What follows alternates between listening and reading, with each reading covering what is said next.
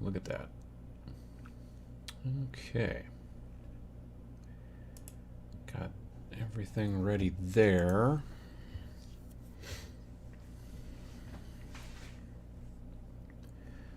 Well, let's see here. I think that's everything. There we go. Hope everyone's doing well. Let's see. People we've got in the chat.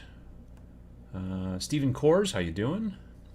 When I have a question about the hobby, it has become inherent for me to just turn to Uncle Adam and always get the answer. Well, there you go. I'm glad to hear it. Glad it works.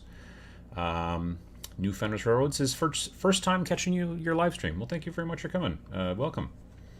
Let's see here. Good day from South Ontario. VJ Morph, how you doing? Merry Christmas from Scotland. Kenosha, Wisconsin. Not a white Christmas, but no shoveling either. True. East side of Hamilton in Burlington. Let's see here. Sleepy DC. Freezing cold Berlin. Also from a rainy cold Aberdeen, Scotland. I'm currently building Eldar Wraith Blades at my parents' house. Nice. Foggy, Alabama. We had some terrible fog. Was it Christmas Eve? Yeah, it was Christmas Eve. It was crazy. Grumbles in lack of coffee. I've got some coffee, so I shouldn't be grumbling. Oh, everything moved. Markham, Ontario. Snow-covered Wyoming. Salt Lake City, where the rain is finally turning into snow this morning. Nice. Building the big Cruel Boys Vulture I got for Christmas. Nice. Let's see here. Weirdly warm Indiana. Yeah. Santa Fe, New Mexico. Greetings from Manchester. Wanted Father Christmas to bring me minis. Instead, Father Nurgle brought me COVID. Oh, that's no good, Slev. I hope you feel better soon. Boxing Day from Plymouth. How you doing? Good morning from Managua. How you doing? Happy Hugs Watch. I don't know what that is, but I'm gonna say sure. Hello from Germany. Morning from Toledo. First time making a live show. Well, glad to have you. Absolutely. Hello from a sunny Winneconne. Yeah, it's sunny here too. Working on some Warcry later, playing a bit as well. Nice. Morning from Joliet. It's been in the 70s here in the Florida Panhandle. I've had to run the air in the house. Well, it's better than running it outside the house. That would be weird. Ontario, Canada. Busy with some Blood Bowl dwarves in rainy Madrid. Nice. Listening in the car as we drive to Maine today. Even my wife enjoys listening, and she doesn't play any games. Well, safe travels to both of you. Absolutely. Let me see here. Good morning from an unseasonable warm Denver. Just started Star Wars Legion. Nice. It's a blast. Because there's blasters. So, yeah, I see what you did there. Let me see here. Toledo, Ohio. Warm Texas. Vancouver. Northern Sweden. Merry Christmas from Texas. First time catching the live show. How you doing? Rainy Munich. We've got soggy Yorkshire. What else? Bats really going at it outside my window. All right, I'll take that as that's. I don't know what that means, but I mean, I'm like bats are like. I mean, just like are banging on the window because that's. You may have a Dracula problem. You may want to check for Draculas. I think. I don't know. Maybe not. Good morning from rainy rural Ontario. I accidentally hydrated my wet palate with rubbing alcohol yesterday. I guess I won't get fungus anytime soon. That's probably true. Yeah. No, I could see that. Good morning from Hudson, Wisconsin. Junction City, Wisconsin. Nice. Wales. Saudi Arabia. Cincinnati. Let's see here. Ludwigshafen. I'm still stuffed. Yeah, I probably ate too much as well. Freezing Finland, North Carolina, from Borneo. Oh, nice. I think that's the first Borneo that I can think of off the top of my head, but that's cool. St. Petersburg, Russia. Hogswatch is a Discworld reference. I never read Discworld. I probably should though. Adelaide, South Australia, other side of the world, and opposite daylight savings. Not modeling or painting tonight, but organizing Warhammer Underworlds cards. Nice. Let's see here. Mary Crimba from Sauk Prairie, Sioux Prairie. Maybe yeah. It's in Wisconsin, but I've never been there. I don't think. But good morning. Working into my Dungeon Bowl team for the College of Fire. Nice.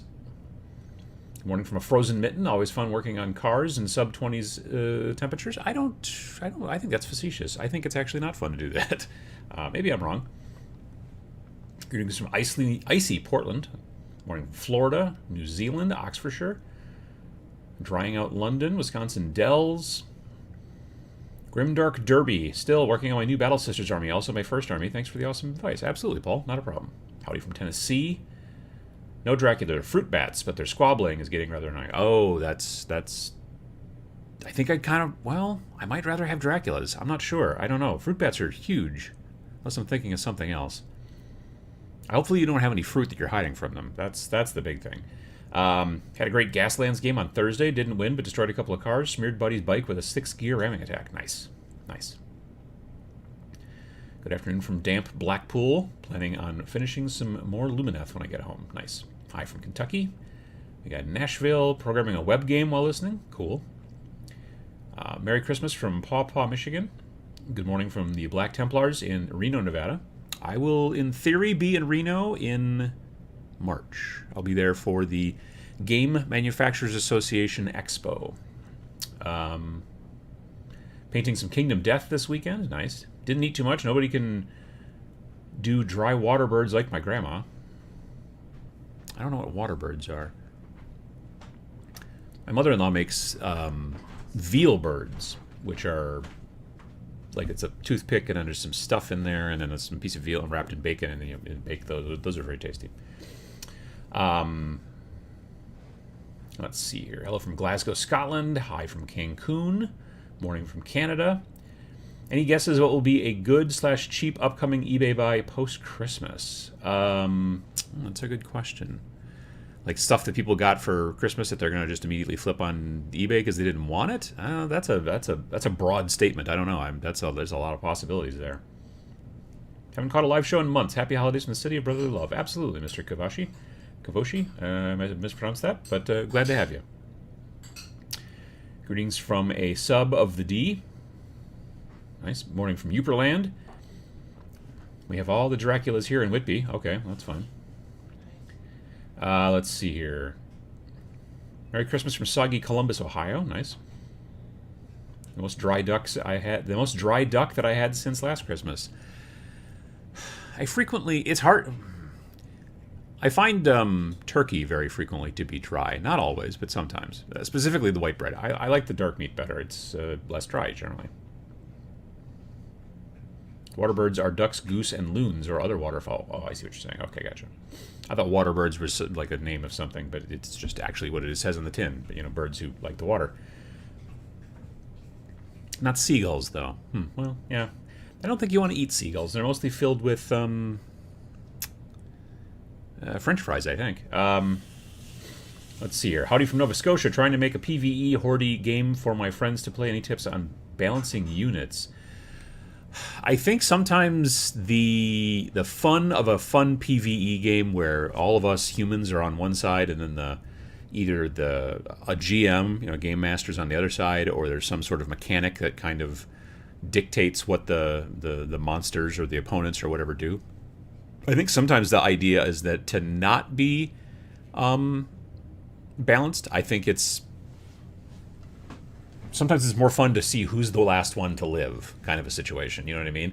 Like, they're just going to keep coming, and it comes down to who's the last one alive. Because that's really kind of its own bragging right. Like, if you made it perfectly balanced, but if you, made it too easy, you'd be like, okay, well, we killed all those guys, and it didn't seem like that much of a challenge. The interesting part is just to let them know just recycle the monsters or the opponents, whatever they are, and just be like, they're going to just keep coming, and whoever wins amongst us is the person who is the last alive, last man standing, as it were.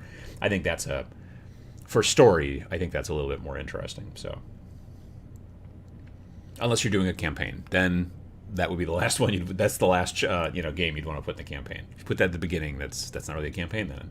You know what I mean? I'm struggling to buy or not buy Sisters of Battle Force box. Is it a good starter? I mean, it comes with a bunch of models, I think.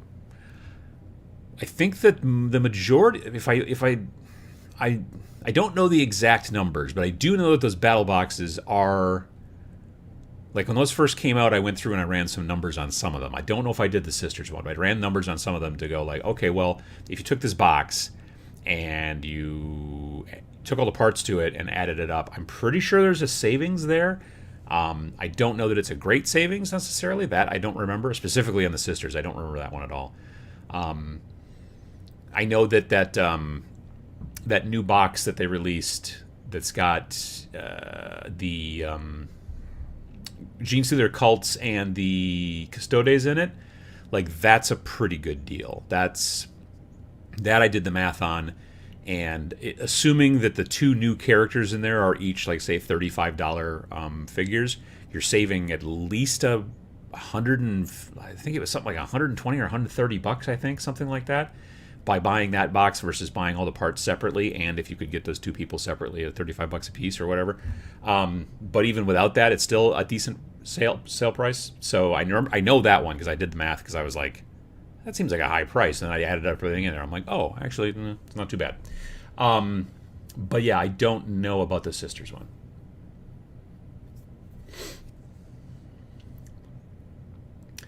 Been having fun since Christmas morning playing walkie-talkies with my son. I've been getting constant requests for reports on the state of the raptor paddocks. Nice. I hope that the raptor paddocks are safe. We made a turkey breast in the crock pot yesterday. It usually comes out tender and juicy that way. Oh, yeah, crock pot. I could see that, sure. Our brother-in-law tracked down an original 80s copy of the Scotland Yard, the board game, for me. Excellent gift. Nice, nice. Let's see here. Mr. Kavoshi says, hey, John Eldridge, my friend who's a huge Sisters of Battle player, he told me it's an excellent start to the army. Well, there you go. See? Smoking a turkey would be difficult. They don't roll as easily as tobacco. True, true. Uncle Adam, what ultramat varnish to use? I tried AK, but I end up with small white clumps over time. I've used that, and also Ammo by MiG. They also make an ultramat varnish. I've never had clumps with either of those. No, the ultramat varnish from AK actually works great. I fire it through my airbrush, so maybe if you're brushing it on, there might be clumps in the bottle, maybe, I guess, at the bottom or something. I don't know. That's a good question. That I've not come across, but that's generally what I use. Hey, 52 Miniatures, how you doing? Happy holidays. Thanks for this past year. Well, thank you as well. I appreciate it. Thank you for coming by, and I've been enjoying your videos over here on the YouTube. I forget that I'm not on Twitch right now. But yeah, I hope you had a happy holidays. I mean, we technically got another holiday coming, at least with the new year. But yeah, absolutely. Mr. Habatino, what are your predictions and hopes for the tabletop industry in the new year? Well, gosh, I would like to see a lot of these companies starting to try to figure out sourcing issues or ways they can help to mitigate sourcing issues. Obviously, global pandemic / shipping, sourcing, supply chain, blah, blah, blah, all that stuff is troublesome, but a big portion of the troublesome part of it's COVID, obviously. And the other part of it, though, is just the fact that there's a lot of companies that have been working in a situation where either they're using something called just-in-time manufacturing, which basically depends on everything going smoothly all the time, which we didn't do. And then the other thing is also the fact that a lot of times the manufacturing is coming from far, far, far away. Hopefully at this point, if you're interested in Games Workshop type stuff, you've probably heard that they are now going to be re-releasing Cursed City after all of a sudden it just dried up and disappeared and they kind of didn't say anything about it. Now, they still haven't said why it disappeared or how it is that it's coming back, but the rumors that I keep hearing from people around the industry is that it had something to do with the cardboard, because the plastics are all predominantly produced in Nottingham, like literally right by the main headquarters. They've got a factory right there, and that's where they make the plastics. But the cardboard, the printing, the instruction manuals, the box, the tiles, all that stuff are all coming from China. And I've heard that the manufacturing place in China that was doing the paper went out of business, and then someone else bought it and then raised the price crazy, or there's been a bunch of things. But a lot of people are talking about how it has to do with the printing and how all of a sudden they had all these plastic models, but they had nothing to put them in. And so it'd be great, I think, if companies like Games Workshop, specifically Games Workshop, but other companies as well, just started trying to find places to print and things like that are closer to home, because then they're going to hopefully have less of these troubles. And I'm not even looking at it from the aspect of well, it'll help them out as a company. It'll help them get out the products that people would like to buy and have. And because there's a lot of people that were very sad about Cursed City because they wanted it and then it disappeared, and I bet some of those people ended up buying it for super expensive on eBay because they wanted it that much. Number one, don't ever buy from scalpers, just full stop. But so I don't know. I guess that's something that I would like to see in the industry. I'd also like to see people try a few more indie games, take a little bit of a chance. I had a lot of good responses to Friday's video where I did talk a lot about, I gave a bunch of awards to a couple different indie games, but there were also some responses in there that were like, well, why didn't you, literally one guy was like, why didn't you give an award to 40K and Age of Sigmar, because they're the best games and nobody plays those other dumb games you talked about. And I'm like, anyway, so yeah, that kind of stuff I think is maybe some things I'd like to see, I guess.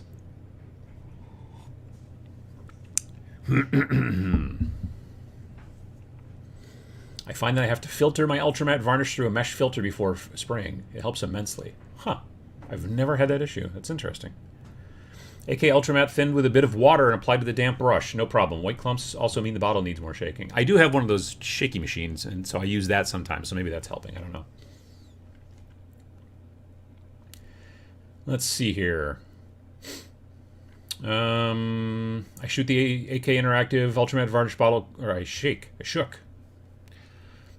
quite vigorously, and I got small white clumps in the recesses. Like I said before, I had to throw the painted minis in water fast to scrub and remove. Huh, that's weird. Santa delivered 5 parsecs from home, Bunkers and Badasses Deluxe RPG, and Agents of Mayhem Tactical Skirmish game. Well, that sounds cool. I don't think I've heard of Agents of Mayhem. That's an interesting. Huh. But sounds like Santa was on board this year. Santa was definitely doing the job. Nice. I like to see the stuff I want to buy in my local stores. There's plenty I'd love to get, but it never appears in my stores. I mean, sometimes that's a store issue. You know what I mean? Like, admittedly, there's times these days where it's just like, yeah, we ordered it, but then it didn't come because of, everything. But there are also stores that are just like, we only carry the most absolute sure sellers, and everything else we're always like, well, we can order it for you. Which, I don't know. I mean, the bad part of my brain, as soon as a store says, well, we don't have it, but we can order it for you, but the bad part of my brain is always thinking to myself, well, so can I. You know what I mean? Like, this is, yeah, I could also order it, and then I don't have to come here and pick it up. I just get it shipped to my house.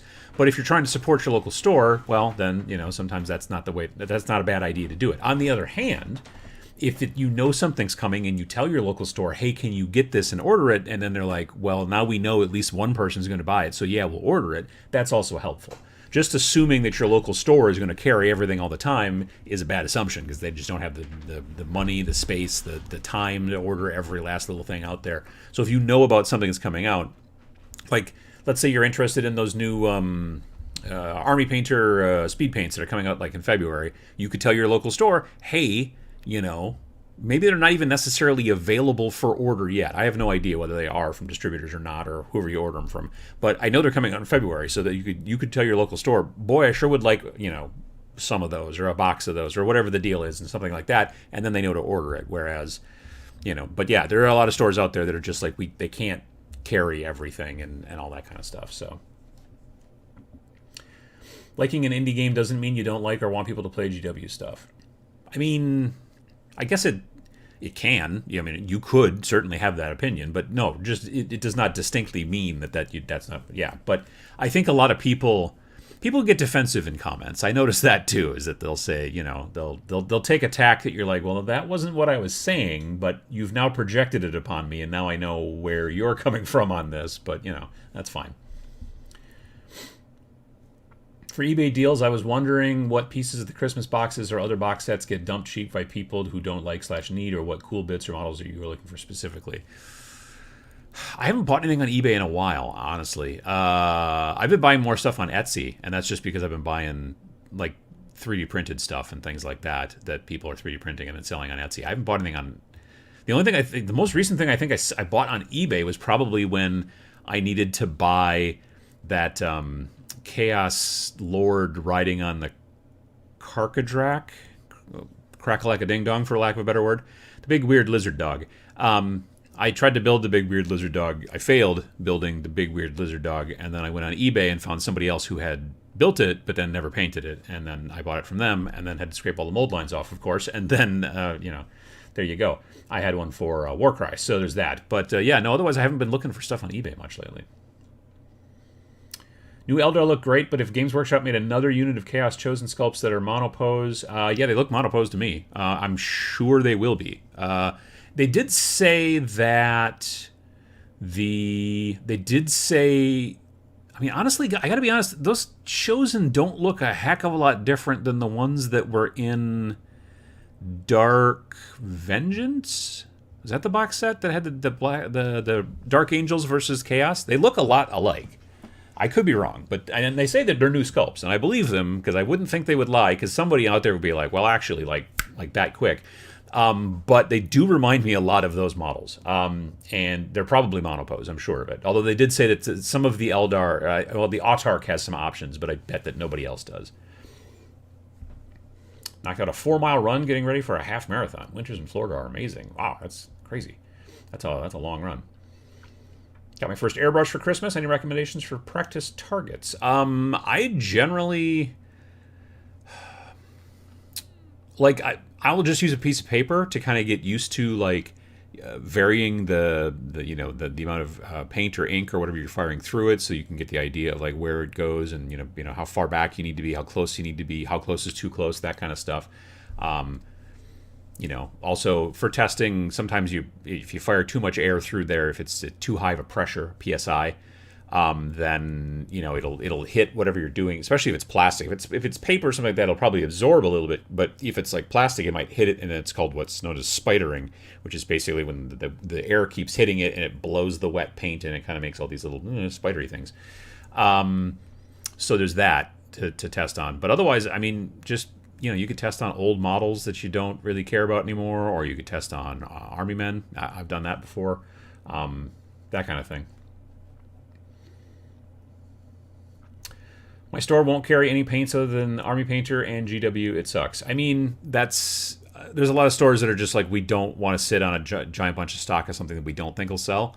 And yeah, that's, like I said, that's kind of the way that, there are certain stores that'll carry a bunch of different lines, but not too many. Most of them stick with a couple, maybe 3 lines of paints, and that's about it. I mean, honestly, some stores you're lucky to get to 2 lines. Army Painter and GW seem to be the standards for most people. Tuning in from a dreary Scotland on my birthday. Well, happy birthday, E1 Miniatures. How you doing? And as any good hobbyist does, I'm using today as an excuse to avoid actual work in favor of sorting my Slaves to Darkness backlog out. Nice. Most shops only carry the biggest names and not a lot of smaller game producers. Yeah. I mean, that's the thing, is that, I've been to some shops that have a surprising amount of different types of products, but there's a lot of shops that are like, we carry the big stuff and then we can order everything else, which, doesn't necessarily help with that whole thing about like, oh, brick and mortar is the way to go. And I understand that, but the biggest thing that brick and mortar can do is to have customer service and to be like, okay, well, this is how you would do this, and this is how when you come in with questions about the hobby, if you've got somebody there who can answer them, that's going to engender better, more returns and more people being interested in using that store as a, just like as a place to go and find this stuff out, as a resource. So there's that. But yeah, I've come across stores, and you find these from time to time, where basically they make the majority of their money off of selling magic cards and stuff like that.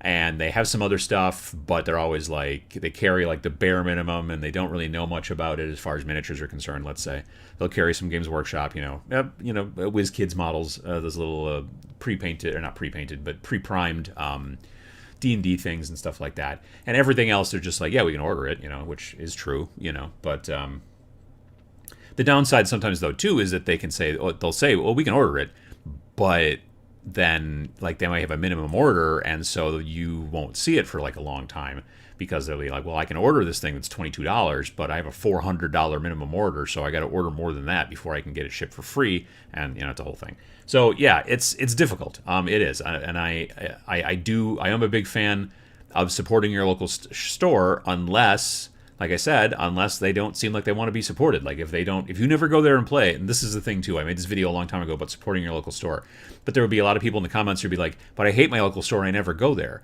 To which my response was, then don't support them if you don't, like if they're hostile to you or whatever, or you just never go there. I'm not telling you to support every local store. Like, support your local dress shop, support your local fishing tackle place. Even though you don't fish, you should buy stuff from them because otherwise they might go to business. I'm not saying that. I'm saying if you go to the game store and you hang out there and you use their tables and you play a lot, don't buy all your stuff online. Buy your stuff from them because you're using their facilities. But if you don't ever go there, then you know, there you go. It seemed obvious at the time, but anyway. Let's see here. My local shop brought in Pro-Acryl. Oh, nice. So good they did, because they are great paints. Nice. Yeah, I think so too. Yeah, yeah. I'm glad to see more and more stores are starting to do that.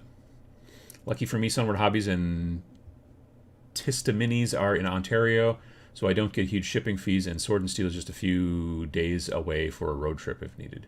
A few days away? That's a long road trip. Goodness. Let's see here. To be honest, I don't really try to get my models done fast. I like to take my time and savor the process since I am not under pressure to get things done, a leisurely approach. I think that that's fine. There's nothing wrong with that. If that's, like for me, I'm like usually trying to get things done to put on the tabletop, and I want to get, plus I'm very frequently I'm painting on Twitch, and so it's a situation of like, well, I need something to paint. So like right now, starting tomorrow night, 7 p.m. Central Time, over on Twitch, 7 p.m. Central Time, Monday night, I will be painting and starting a new group of, a new warband for Warcry, and it will be Skaven. And so they're all built and primed and all that stuff, Xanathal and everything. So I'll start working on them tomorrow. But I also...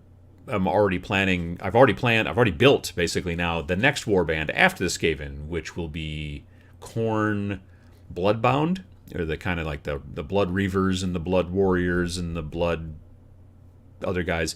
And those guys are built. I need to texture their bases and then prime them and get them ready for that. So I'm constantly always planning for like the next thing, so that I've always got stuff in the queue for Twitch.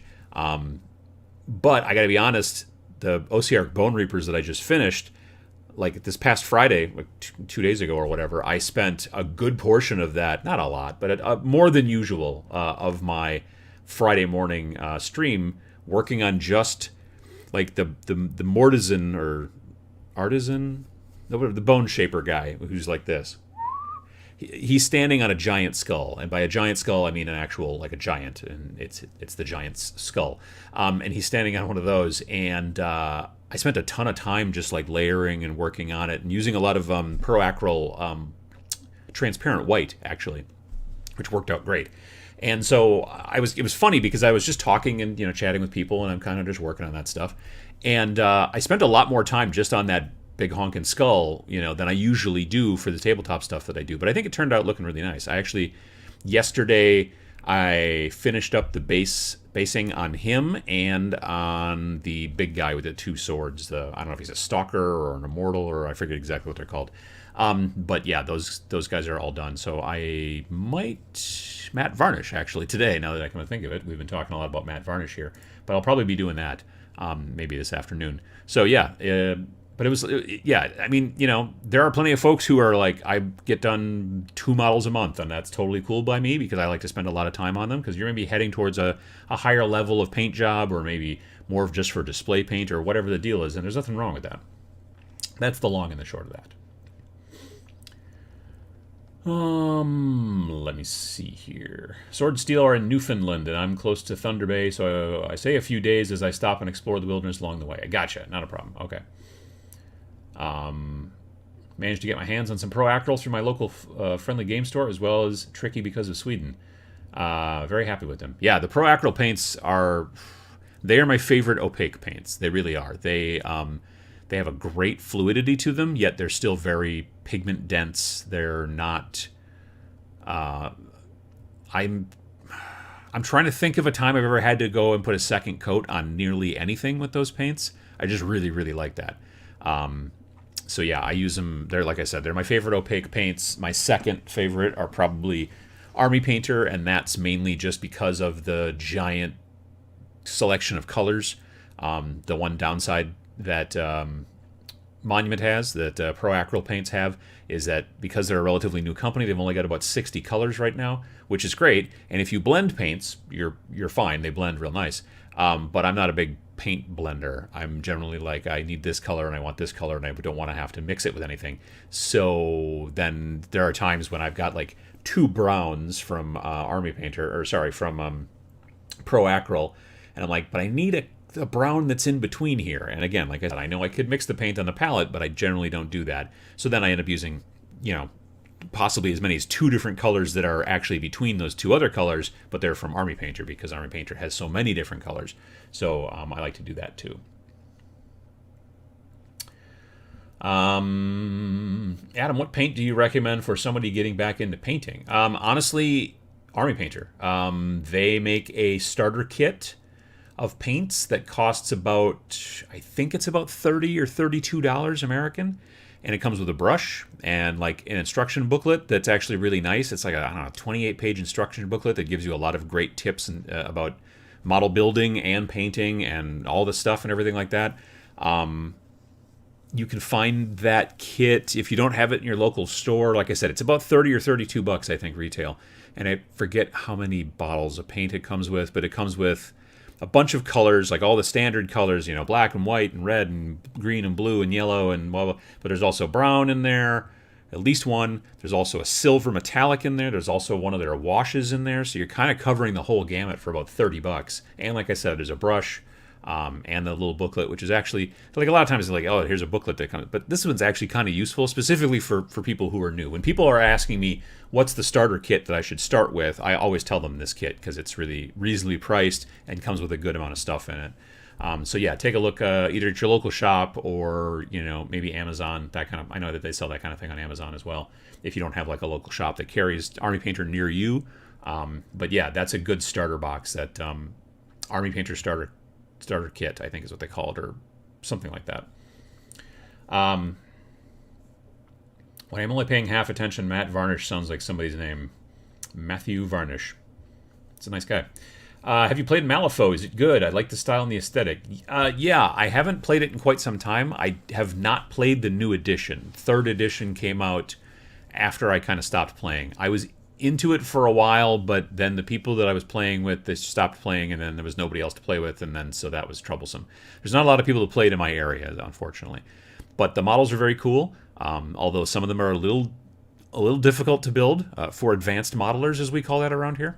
But if you like the aesthetic a lot, it's a decent game. It's an interesting game in that it doesn't really use too much in the way of dice. Everything is about these cards. Like you have like playing cards, like a deck of playing cards. And the thing that's interesting about it is, like, if you want to shoot somebody, you're saying, okay, this guy's going to shoot this other guy over here, and it's within range and everything, and it's in line of sight, great. And then you take a card off the top of your deck and you flip it over, and it's the 8 of diamonds, let's say. And then your opponent, who's trying to defend themselves, they pick up a card and they flip it over, and it's the 9 of clubs. Well, your 8 of diamonds, say, plus your combat score or whatever, versus their defense score, and that let's say you didn't do well enough to beat them. You needed to beat them and have a higher score to be able to hit them, so they defended it. So that's interesting.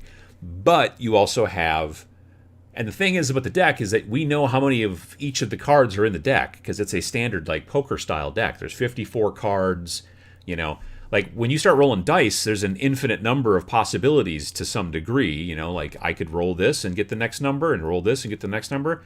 And as you roll dice, it's not like you're taking away possible rolls. That's the thing. Like, there are not an infinite number of possibilities, but every time you roll, it's another chance for a new possibility of a result, right?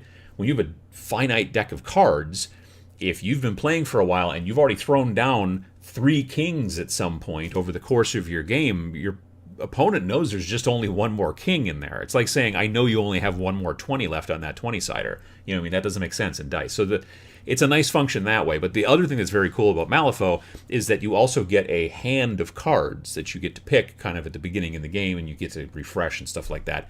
And those are like basically like dice rolls that you already know, right? So in that situation where I flipped an 8 and you flipped a 9 as I was trying to shoot you, I can cheat fate. It's part of the game mechanics where I could look at it and go, well, I have a jack here in my hand. So I'm going to cheat fate, and you take that jack and you put it over your 8, and now I've got a jack and you've got a 9.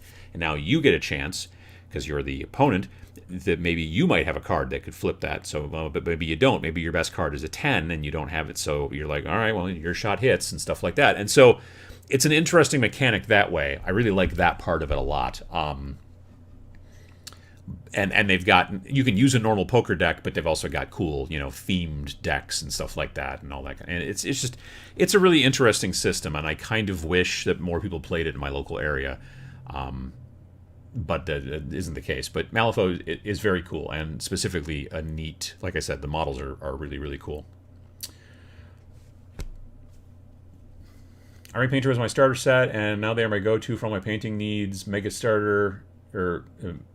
is a start with the 55 paints and it's around 100. Oh yeah, they have a bunch of different big kits too, but the smallest kind of starting kit is inexpensive. Anyone looking to cut back on their modeling backlog in the new year? I'm thinking about trying a 20 models painted to 2 models I'll allow myself to buy. Also, to limit my buying. Yeah, I mean, I've been limiting buying as well. That's, I think, an important thing. Can you give us some tips for painting yellow? I would go onto YouTube and search for Goobertown, Goober, Town, Town, Goobertown Hobbies Yellow, and then watch that video. He did a great video about how to paint yellow, and spoiler alert, you start by priming with pink, kind of.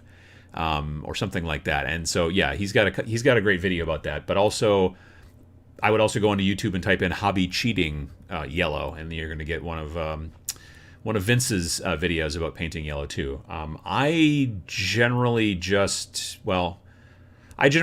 Iandin yellow from Contrast, the Citadel Contrast paints. I just kind of generally use that.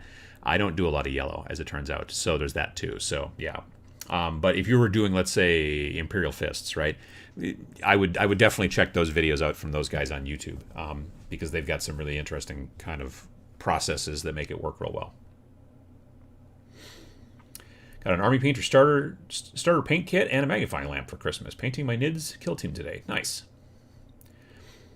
I've played Malifaux. It's great and cheap, and but I don't like the aesthetic, and none of the factions really spoke to me. I mean, that's always an issue too. Like, there's plenty of folks out there who are like, the most important thing is the models and the aesthetics.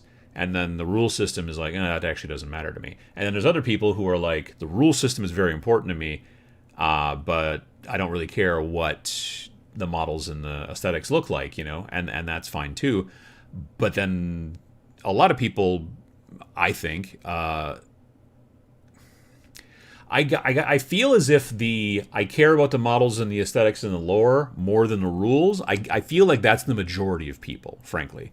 But I don't want to play a bad rule set. So I might love the aesthetics and the whatever, but if I'm like, but this rule set's terrible and I don't like it, then I'm not going to play it. There are also people out there who find both of those things to be super important, and I don't think there's anything wrong with that either. I think, though, that honestly the opinion that the aesthetics and the models and the rules are the most important, the aesthetics, the models, and the lore are the most important. I think that there's a lot of people out there. I mean, I think from the popularity of Games Workshop's stuff, specifically 40K. The 40K rule set, in my opinion, is not great and could use some work, specifically in 9th. I think 8th was actually better. This is my personal opinion. You got yours. That's cool.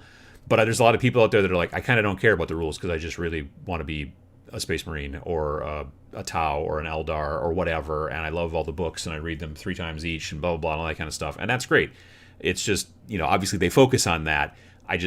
but one of the reasons I've just not been playing 40K is because I'm like, beyond the fact that I'm not interested in pushing around that many models anymore, but even with Combat Patrol, which is not that many models, I'm just like, ugh, it's just the rules is not to my liking. So there's always something that you either like or don't like about games, which is a bold statement. I get it, but yeah, it's somebody's on the scratching post. I'm hoping it's a cat and not a squirrel.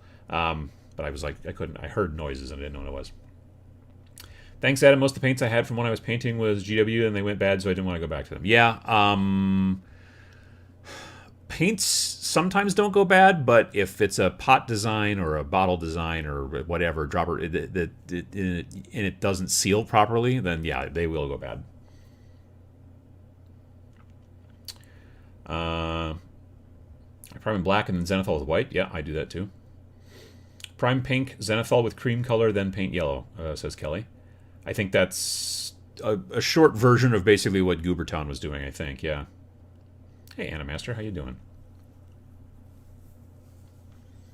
Let's see here. VJ Morph says, I thought Tabletop Man said February. Everything I know from the speed paints is that they'll be available to buy in February. They've been... Like, I've got some. They sent me some singular ones, you know, like to test and things like that. But I don't know that you can buy them yet in stores. Not until February. I could be wrong, but I'm pretty sure that's what they said.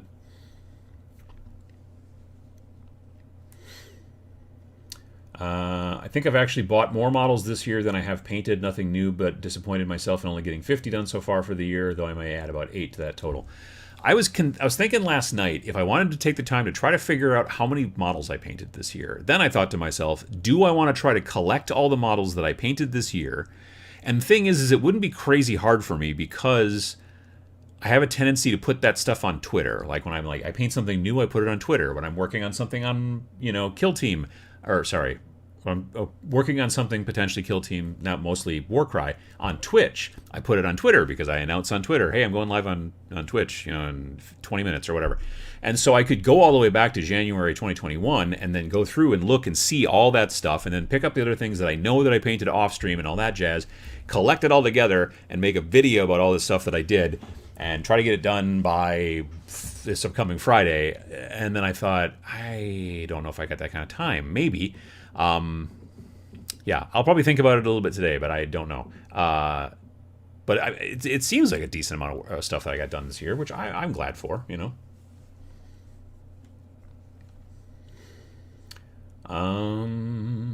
Let's see here. Here in my region, Vallejo is more popular than every other brand. One of the cheapest line, more liquid than AP, more colors than the other two combined, and of course the dropper bottles. Yeah, I mean, I don't use Vallejo as much as I used to. I still use their silvers, all the silver colors that they make for the airbrush. I use them all the time, and they're great. Those are my main go-tos for silver metallics. But and there's a couple other colors of theirs that I use pretty frequently, but I don't use them as much as I used to because I've been focusing more on the Pro Acryl stuff because I really like that.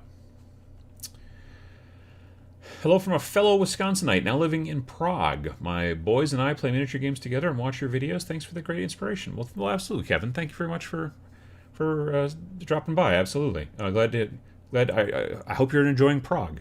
I've never been.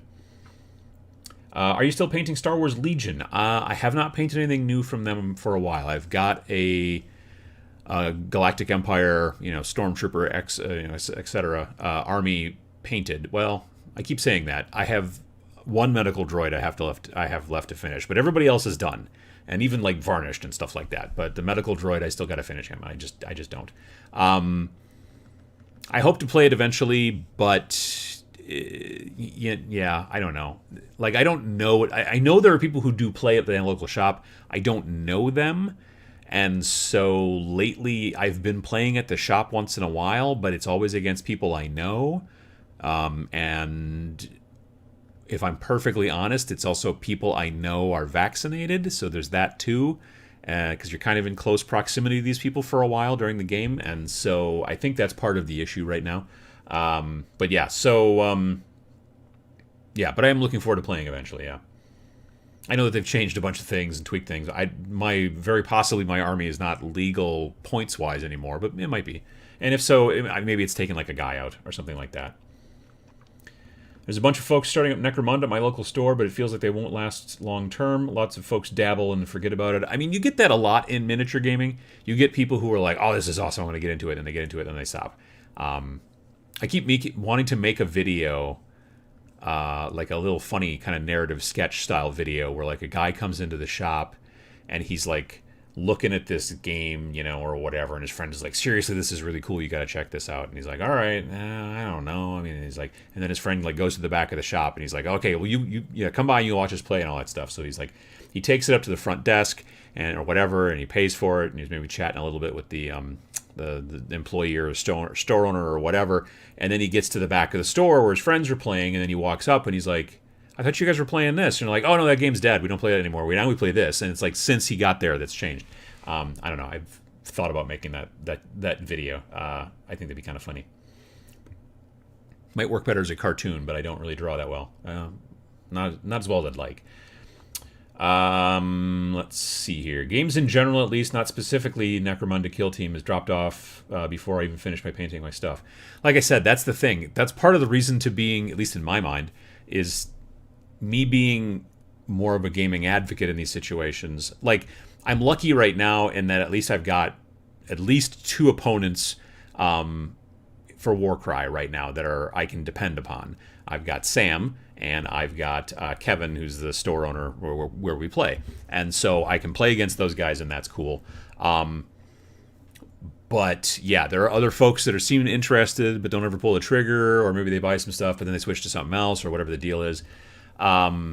So there's that. But if you're a gaming advocate where you're like, look, we're going to play this game and I'm bringing all the parts, then it's more work on your part, you know, which is why I have a tendency to focus on skirmish games, of course, because you don't have to build and paint 2,000 point, you know, Age of Sigmar armies or something like that just to get people to play. You could instead, you know, I've got 7 models and you've got, you know, you can use mine and they have 7 models or 8 models or 10 models or whatever, and we can play and it'll be great. At least then you're getting games in and you know there's no barrier to entry other than just trying to find a person who will sit there long enough to play with you. You know what I mean? And maybe they'll start to enjoy it. You know, that's also helpful. Necromunda is so crunchy. Crunchy. Let's see here. I've been painting some stuff yellow for the last year or two, an AdMech force, some battle mechs, and a team of Gaslands cars, getting a look down, gaining confidence and using it without more worry. There are certain colors that are harder than others to paint. Yellow is definitely one of them. Sometimes red can be difficult. My main go-to for red these days is to just do a black and white Zenithal and then to use the Blood Angels red contrast paint. I just love, it's like a real nice deep red, but not like a maroon or burgundy, and I love it. So that's what I generally use for red, but yeah, it depends on what you like, I guess. I find that a good rule set is bolstered by a good vibe. I used to love Gorka Morka for its chaos. Yeah, I mean, I would say that vibe is a amorphous word to some degree within the realm of tabletop wargaming. Some people will take vibe as story or lore sometimes, I think. Some people might take vibe as just like the local community, you know what I mean? Like, oh, the vibe at this community is cool, whereas the vibe at this other community is not so good. You know, I don't know. That's a good question. I mean, vibe is important. One does want to have a good vibe. You should check your vibe from time to time. But yeah, it's, you know, like the chaos part of Gorka Morka is definitely, in my opinion, part of its charm. You know what I mean? There are other folks who are much more competitive players who don't like chaos because it makes it harder to determine if you're going to win or not. Whereas for me, I like chaos because A, I like chaos, and B, I don't really care if I win or not that much. I just am looking to have a good time, and I very frequently find chaos in tabletop gaming to be fun. So, you know.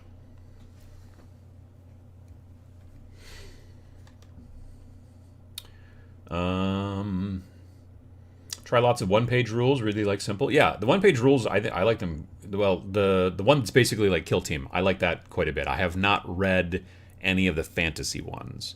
They make a fantasy skirmish. I think they call it Age of Fantasy Skirmish. I should check that out one of these days, but I have not. Been going back through your videos trying to find the recipe you said you used for orc skin, but I am struggling. Was it some kind of yellow and a contrast paint? That doesn't sound right. What did I use for orc skin? I might have painted... Oh, well, now wait. Are you talking about... Let's see.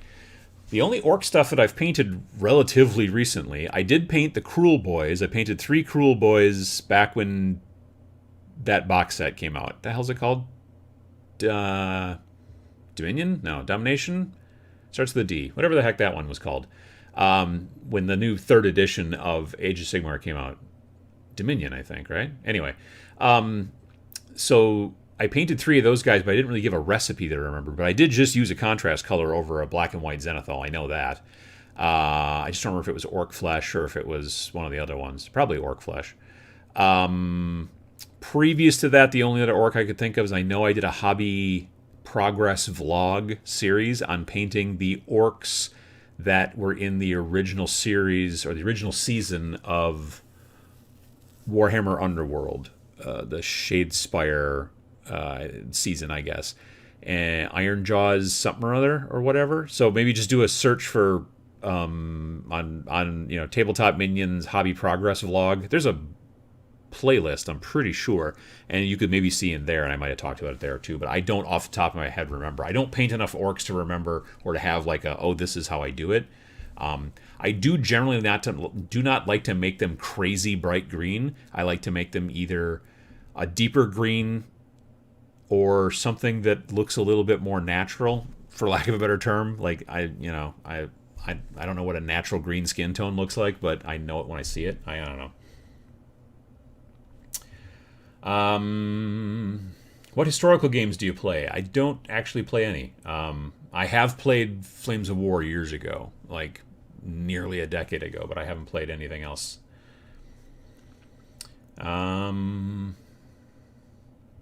Agreed with the lady not to do gifts this year, but surprised her with gifts. Well, there you go. Now she wants to get me something, telling her to get me a Pachow t-shirt. Well, that's a nice thing to see. There you go.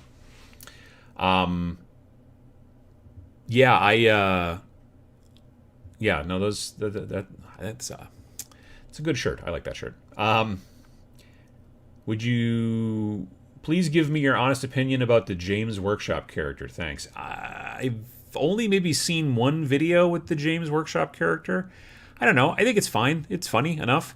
I'm a big fan of this TV show that was originally a movie called What We Do in the Shadows. The characters in What We Do in the Shadows, the movie, are different than the characters in What We Do in the Shadows, the TV show.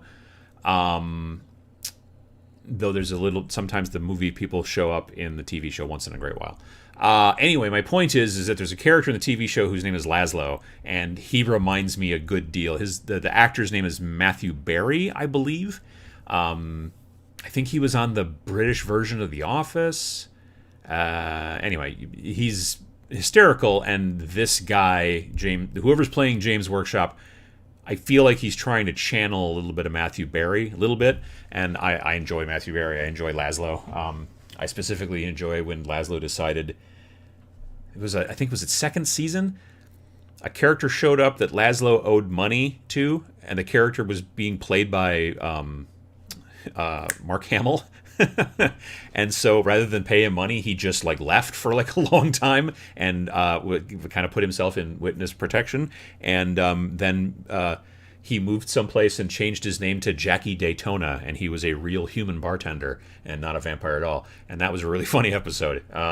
So I don't know, I don't mind the character at all. It's fine. But again, I think I've only watched 1 or 2 videos tops that have him in it. I think the name thing is clever. James Workshop, that's funny. Finally finished my 2nd edition Metal Ogrins for my Orc army. You say we're in 9th edition currently? Well, never mind. I mean, I don't know if they might still be usable. I have no idea, actually.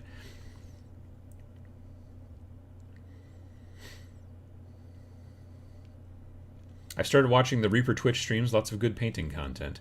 I've caught bits of it here and there, yeah. James Workshop is awesome. I just wish that they got Matt Berry to play him instead of some guy pretending to be Matt Berry. See, this is exactly what I'm saying, yeah. I've got to decide if I want to get rid of an army or two before I buy anything new, really. Kragnos and Beastclaw Raiders might be neat. Be right back. Yeah, I still want them to make a crab nose. I think that'd be good. Like, just a giant crab on a rock like that, crab nose. I think that'd be fun. I feel a little bad for not getting much painting done, but then I remember I spent about 10 months refurbishing my lounge and gaming room and building an epic new gaming table. I mean, there are times that you just can't paint because you got other things. Life gets in the way. You know what I mean? Maybe it's raising a family. Maybe it's your job. Maybe it's refinishing your house or whatever, or something like that. Hopefully, hobbies should not bring you stress. So, like for me, this is my main hobby. So it's what I do when I want to, depressurize, when I want to relieve some stress, that kind of stuff. Last night, we'd had a bunch of holiday stuff going on and all this, and we got home last night, and then I went downstairs and I finished those bases on those two last OCR Bone Reaper guys, the Bone Daddies, and listened to a audiobook. I'm listening to a new. There's a guy on YouTube whose name is Yahtzee Croshaw, and he does a show about video games that's called Zero Punctuation, where he very quickly reviews video games. He's got a very interesting kind of cadence to his speech. He's got a very interesting voice. He's funny. He's also a novelist. He's written 4, 5, 6 novels at this point. And I've listened, I think, to all of them so far. And this one is a sequel to a previous one he did called Differently Morphous, or Differently Morphous, I think. And this new one is called Existentially something or other. Existentially Challenged. And so I've been listening to those, and he does the voiceover, which is always also great too, the reading, narration, or whatever. So yeah, just listening to an audiobook, and painting and just working on stuff, and that's, for me, like, that's my hobby. But I do think that beginning part of the year, I definitely need to try to dial back. I'm going to still keep doing Twitch the same, because that's, for you folks and stuff like that. But I think that my own hobby time is going to suffer for a while, at least, in the beginning part of the year, because I'm trying to get this stupid basement dialed in. And that's just the way that life goes. So you have to, you shouldn't feel bad about stuff like that if you can. Adam, any info on TMX, the Tabletop Minions Expo? Why, yes. I mean, well, the only news is that in theory it is going to happen June 4th and 5th, I believe, here at the University of Wisconsin Oshkosh. Yes, June 4th and 5th is the current plan. It's been penciled in. I've talked with the folks from the university. That's the plan. I don't have anything else new. There's no, I mean, hopefully it'll happen, like they're like, yes, this is the first time in 2 years where they have been like, yes. Who knows what's going to happen in June, though. There may be a new variant of COVID that gives you snakes for hair like Medusa. I don't know. And that would suck, you know what I mean? Because then you got to wear a mask and you got to wear like a hairnet, and that would, So I hope as we get closer we'll know more. But at this point, we only know the date, which, like I said, is June 4th and 5th, 2022. So when I have more information, I'll put it up on the website. I'll have a new website soon too. That'll help as well. But yeah, so that's where that's at right now. By the way, did you say you're building some Turnip 28? Not as of yet. I've bought some models to use for that, but I have not actually clipped any of them out or started doing anything like that. But I bought some Perry miniatures, Napoleonics, and I'm trying to figure out.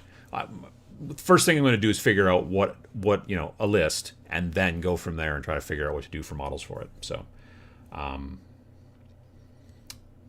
not sure Henry Cavill has the acting chops to play James Workshop, to be honest. Ooh, well, I don't know that I've seen him do any comedy. No, I don't think so. I don't think I've seen him do any comedy. I mean, he probably could, but I don't know, maybe not. Hey from Nottingham, ate too much cheese, all good. Well, that'll happen. No, it was the IT crowd, or IT crowd, not the office. Good point. Yep, it was in an office, but yeah, I remember that. Yep. Let's see here. Spent the last few days rescuing 1,500 points of Necrons that I think someone sat on. Oh, that's not like the whole 1,500 points. They either have a giant butt, or they took turns and just sat on it and then moved some of them out of the way and sat on it. That's no good. What We Do in the Shadows is awesome, and Matt Berry's comedy gold. He seems to be. I agree. Let's see here. About to order some texture rolling pins. Any suggestion on how to use them? So I watched an episode of Black Magic Craft on YouTube. He does a ton of amazing stuff talking about terrain, things like that. His suggestion, if you can do it, and it's not easy unless you have the right piece of equipment. So the texture rollers, two things. Number one is get yourself a dowel. Go to the hardware store, buy yourself a dowel that is just a little bit smaller than the inside of the hole on the texture roller. I'm assuming you're talking about a 3D printed texture roller, or are you talking about one of those acrylic ones that you use on green stuff? Let me know which one you're talking about, because they are totally different on what you're supposed to do. If you're talking about a texture roller for green stuff, like from Green Stuff World, then the only hint that I've got for that is make sure to keep it kind of wet, because then that way the green stuff doesn't stick to the roller very much. But if you're talking about those 3D printed texture rollers that you use to roll over like pink insulation foam to make it look like a brick wall, that I've got other things about. So let me know what you're talking about there. Pumpernickel pickle. That's hard to say. Due to all the pro acryl talk earlier, I just had to order the base set and black brown primer. The black brown, I use that black brown quite a bit because sometimes I just want just a slightly warmer base, So yeah, I've been using, sometimes I use black and then hit it with white, but for the Zenithal thing. But the black brown stuff is very nice too. Let's see. Have you checked out the Rule of Carnage podcast with Mike and Glenn of Gaslands fame? Really fun and interesting for folks interested in game design. No, I haven't. Rule of Carnage. That sounds interesting. I'll have to look them up on my phone here. I started listening to, somebody suggested a podcast called Sump City Radio. It's about Necromunda, and I've listened to a little bit of it, and it's not bad. I kind of wish that they would just chat more versus doing as many skits as they do. I can kind of do without the skits, so we will see as things go on whether or not all of a sudden it just becomes all skits all the time. Then I don't know that I'll be as interested. Rule of Carnage. Rule of Carnage. Glenn Ford. Designing better miniature games. Oh, cool. Yeah, I'll check that out, definitely.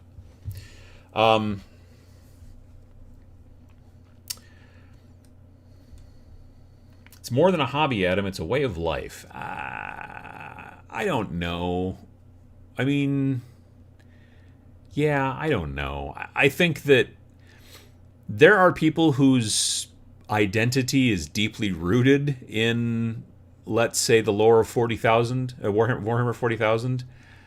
That's probably not something you ought to do. You know what I mean? Like, I think that, your personality should be rooted in a lot of things, but the lore of imaginary space fascists and whatnot is not one of them, frankly. I think that I don't know. I am assuming you're being facetious here, but still, nonetheless, I know what you're saying.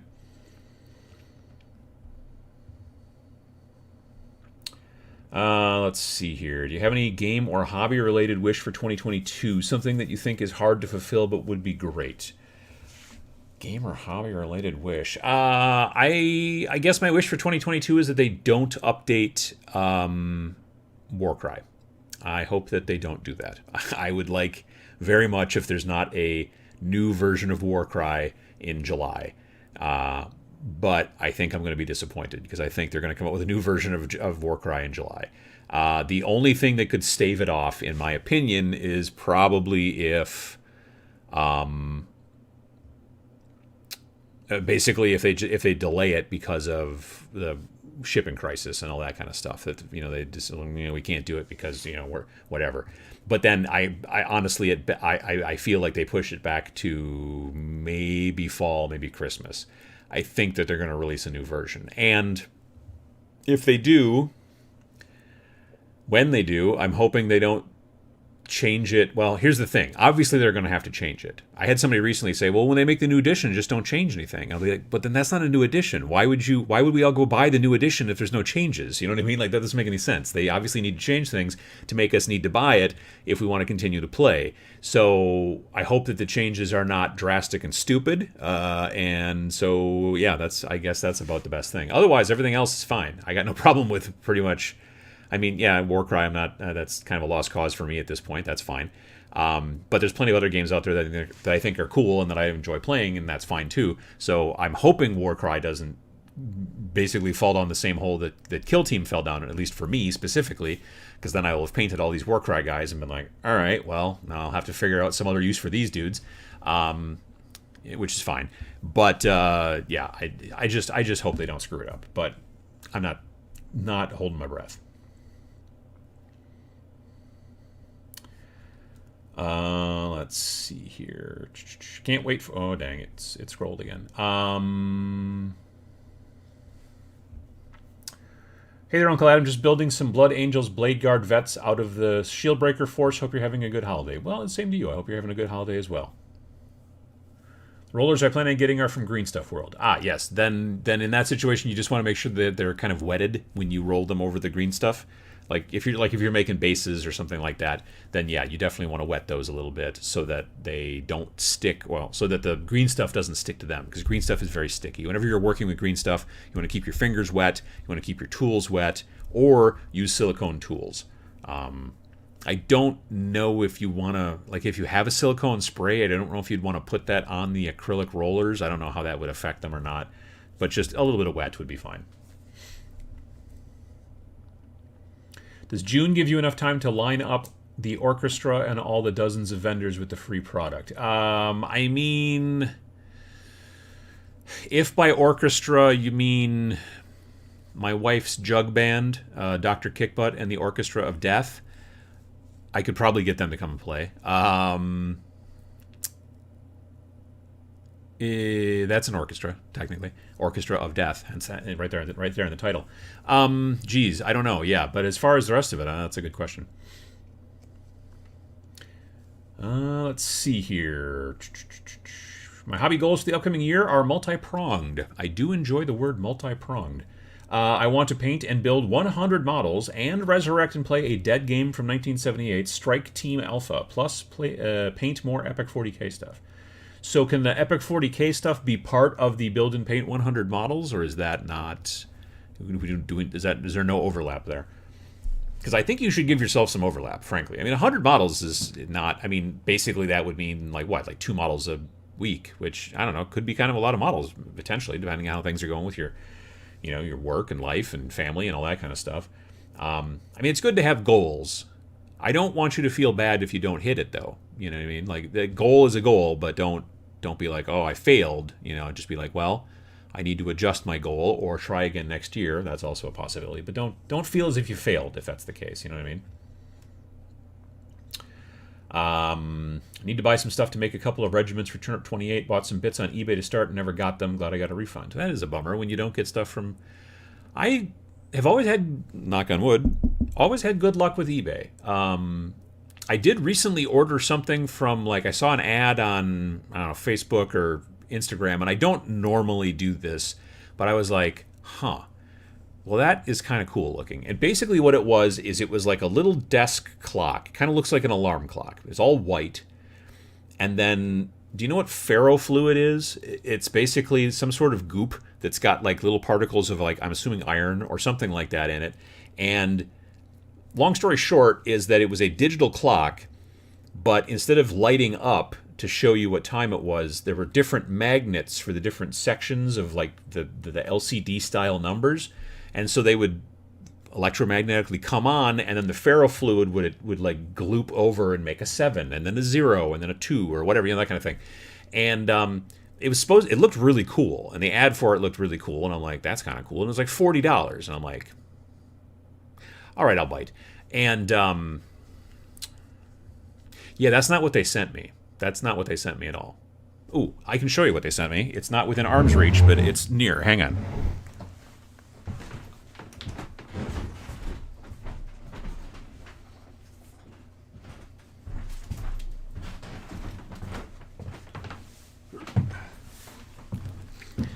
So I explained that clock, right? And it was like a desktop alarm clock style, white with black goop, and it would make the little letters and the numbers and stuff like that, and it was really cool looking. And what I got instead was this. It was a weird laser cut, crappy Mylar rocket shape, and a little box that was open, and I think probably it was missing a couple of parts of a make-your-own stupid clock kit. You know what I mean? This is what I got in the mail. I got this. I'm like, what the heck is this supposed to be? And after a bunch of research, I'm like, oh, this is supposed to be my cool magnet clock. Oh, well, this is not it. So I done it with PayPal, and I went to go to PayPal and say, okay, I would like my money back, please. And I've never done that before, but I think it's a bad sign when I was instantaneously refunded my money. Like, I'm like, okay, I'm going to open a ticket and start a complaint. This is not what I got. I sent some pictures, blah, blah, blah, blah. I hit submit, and they're like, okay, cool, here's your money back. So either this company does this so often that PayPal is just automatically like, yeah, sure, we'll just give you your money back. These people are real scumbags. But then my question is, why doesn't PayPal just take away their ability to use PayPal? So I'm assuming PayPal is kind of, on board with like, well, some people don't return their money. So, but when they do ask for it, we have to give it back to them because, yeah, these people are crooks, obviously. But I've never had that happen before. I've ordered other things from weird places, with PayPal. Like I ordered this little mini keyboard one time that was supposed to be designed for this piece of software that I use called Procreate, which is drawing software on your iPad. And it's basically a little Bluetooth keyboard, a little square keyboard, except it's not like, QWERTY or whatever. It just has special buttons that are the function keys in Procreate. So you can just press a button instead of having to go through a menu to find a thing. And it was Bluetooth and whatever. And it took like 2 months to get here, but it showed up and it works. It was not a weird laser cut rocket clock that you're supposed to tape to the wall or whatever. So that was the first time I've ever gotten one of those things where I'm just like, well, this is obviously not. And then, yeah, PayPal just literally, as soon as I hit submit, it popped. I got an email saying, yeah, like within a minute, it was like, oh yeah, no, your money's back in your account. You're fine. I'm like, ugh, that's just weird. Let's see here. That would be horrible, especially for bald folks. Well, if you don't have any hair, then you didn't get any. I don't know. It's a good question. I don't know. I hear Turnip 28 and Scum mentioned in the same breath often. What are the main differences? I've not heard of Scum. Sludge I've heard of. Planet 28 and Sludge have a lot in common, but I don't know about Scum. Maybe Scum and Sludge could be the same thing. And I mean, I've said words that have been not the right word, but have been close. But yeah, maybe you mean Sludge. So Planet 28 is designed by Max Fitzgerald. It is a free game that you can download. You can also support him on Patreon and stuff like that, but otherwise you just go to the Patreon, even if you're not a supporter, you can download it from there. They update it pretty frequently, all that kind of stuff. Sludge is a game made by Sean Sutter, who is the guy who designed Relic Blade. So, yeah, that's a different thing altogether, I think. I mean, it feels like it's kind of the same as far as the overall story and stuff, but Sludge is also only rank and flank. You're moving things in rectangular regiments and stuff like that. So,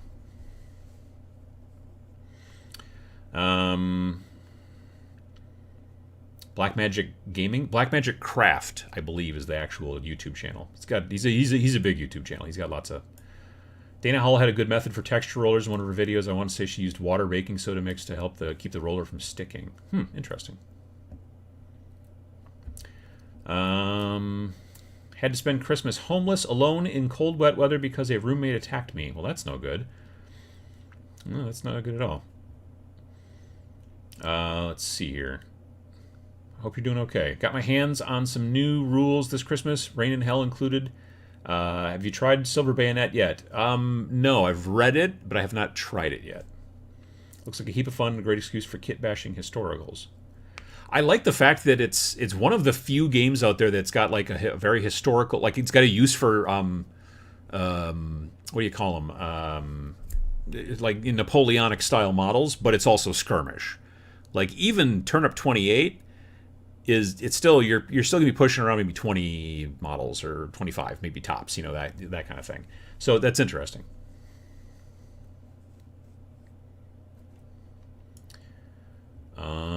Let's see here. Oops, going the wrong way again.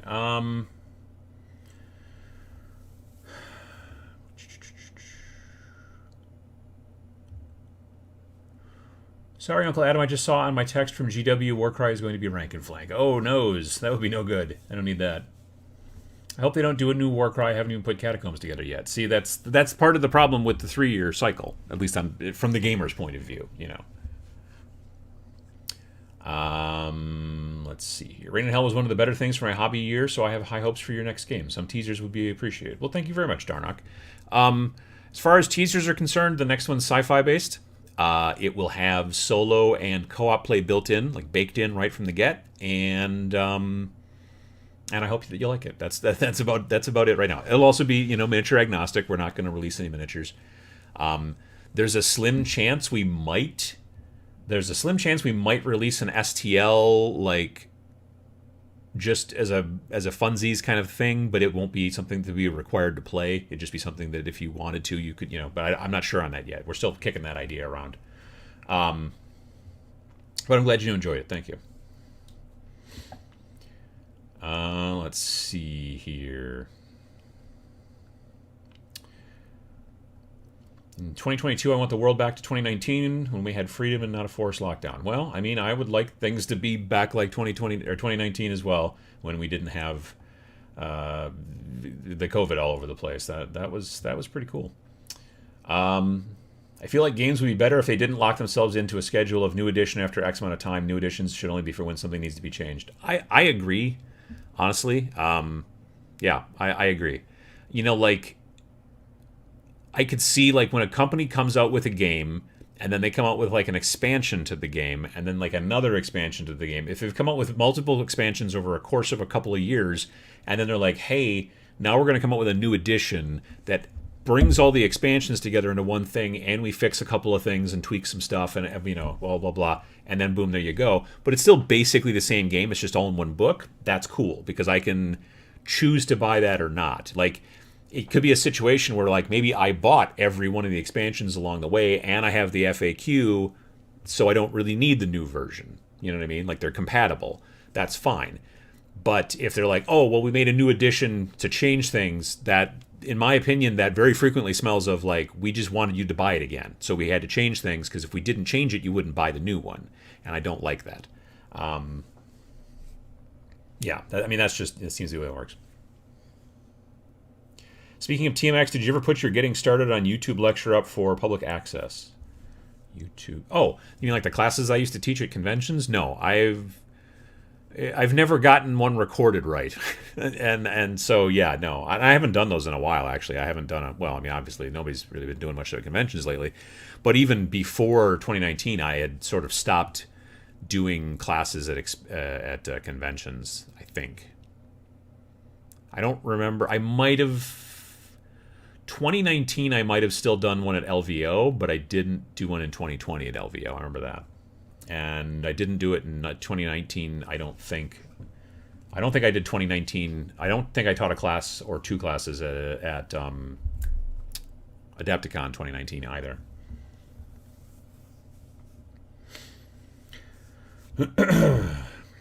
This year I'll be working on terrain for 5 leagues. I still have a few minis to paint, but the terrain is a priority. I think terrain should be a priority, sometimes more. I think terrain is a lot of fun. When introducing players to a new game, what are your thoughts on house rules? Is it best to make sure they first experience it as fun as possible, or do you represent the game exactly as it is? Thanks. I think that house rules are fine, frankly. Like, if they come back later and they're like, well, I went to a tournament for this game, and it turns out we've been playing it wrong because you made up a bunch of house rules. Well, going into the tournament, they should have probably figured that out. You know what I mean? But if you're just playing to have fun and teach new people, yeah, I got no problem with house rules. If it makes it better or more streamlined or anything like that, then yeah, definitely. Let's see here. 100 models won't be a problem if epic scale 6mm Space Marines count towards the goal. That's a good point. Yeah, very tiny. Tried Hobby Streak as a method this year. Had some breaks, but I found it was great. Low stress way to be more productive in the hobby. Nice. I don't know that I would be able to do Hobby Streak because I was talking about this on Twitch, I think, on Friday. There's days when I just don't do anything hobby-wise because I've got a bunch of other stuff going on, you know. Thursdays, generally, I don't have any hobby going on because I generally have to work 3 jobs that day. So that's fine. I have a bunch of Black Templars to build, but the store hasn't gotten the update sprue kit in yet, so I can justify that I don't need to build them yet. I mean, sure, I can see that. Will you be trying the skirmish version of Conquest by Parabellum, First Blood? I was put off by the mask rank and flank for Conquest, but First Blood has my eye. I played a demo of it at Gen Con, actually. Yeah, First Blood, I played a demo of it at Gen Con. It is not as skirmish as I thought. When I think skirmish, I think 10 models or less, maybe 15 models or less, but generally 10 models or less is what I think of when I think of skirmish. First Blood is basically Age of Sigmar. Now, I don't mean it's the same exact rules and stuff like that, but as far as unit size and the amount of models you might have in your army, it's, you know, you're on round bases and you're not moving around in rectangles, but you're still having to stay within coherence. And like you get this squad of these guys and they have to move over here, and you have this one big guy over here and he moves over there. And the play style as far as the number of models and the way that they have to stay near each other and all that kind of stuff, I was like, well, this is basically Age of Sigmar. Again, like I said, the rules are different and all that kind of stuff. But it did not come across to me like a skirmish game, like, say, Warcry, where I'm like, my entire army is 6 dudes, you know what I mean? But they don't ever have to stand near each other if they don't want to, that kind of thing. So nothing wrong with that. It just wasn't, when I hear skirmish, I don't think Age of Sigmar. I think, you know, like Warcry, I think lots of other types of games like that. So I don't know. Their models are getting better, which I really like.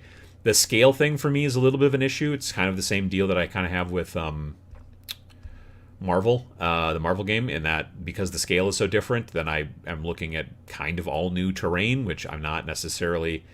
I don't know. I like keeping my terrain on the same size because then I can use this piece for 3 different games, and I can use this piece for 2 different games, and that kind of stuff. Whereas I'm like, well, because the guys are so much bigger in the Parabellum universe, or same with like the 40 millimeter size in Marvel Lunchtime Rainbow, Catastrophic Pineapple Crisis Protocol is what it's called. The scale issue is a little bit of a thing because then you need different types of terrain to make it fit right. Otherwise, everyone looks way too big. Like, I understand that they're, you know, heroic because they're superheroes, but they're not that big. And, you know, it's weird. The bits I ordered for Turnip 28 were mailed to the wrong address in an entirely other state. Well, that's a bummer. The seller didn't even try to make it right. They just told me to file for a refund. No bueno. Well, that's a bummer. I hope you filed for the refund, though. Squirrel. Just one knock and he ran away.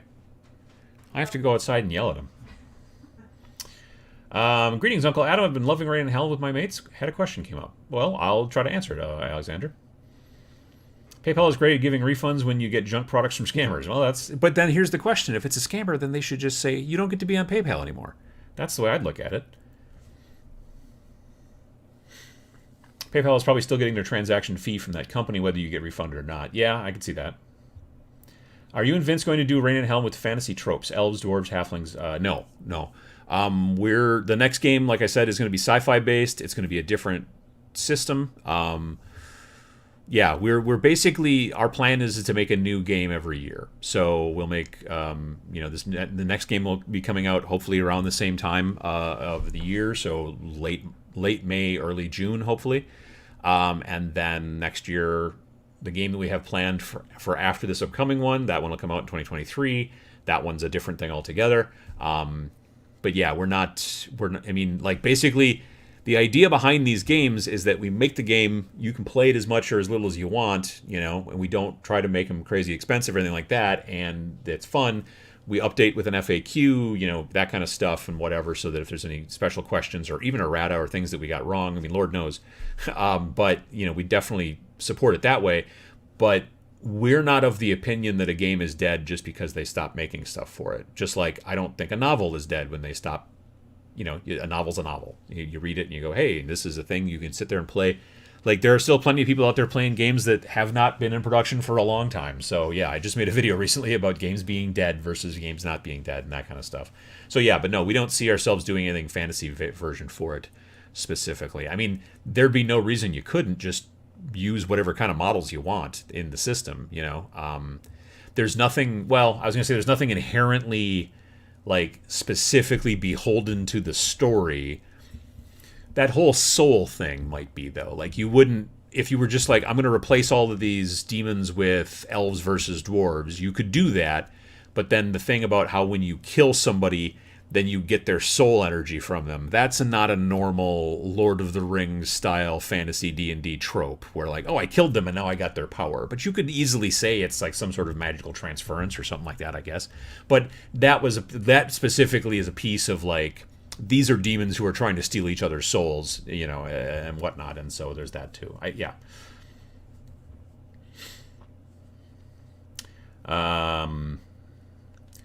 Let's see here. PayPal do not tend to give refunds pretty easily. Like I said, I didn't think so either. I figured this was going to be a bit of a struggle. Again, it was like $40, but still, I was like, ugh, this is going to be a pain in my butt. But like, I clicked it, and then I got an email saying, hey, thanks for sending your thing. And then I got another email almost instantly, and I was like, oh, I wonder what this is about. And I thought maybe it was going to be like I didn't fill the form out right or whatever. And they're like, oh yeah, we already refunded your money. And I'm like, okay, cool. That's great.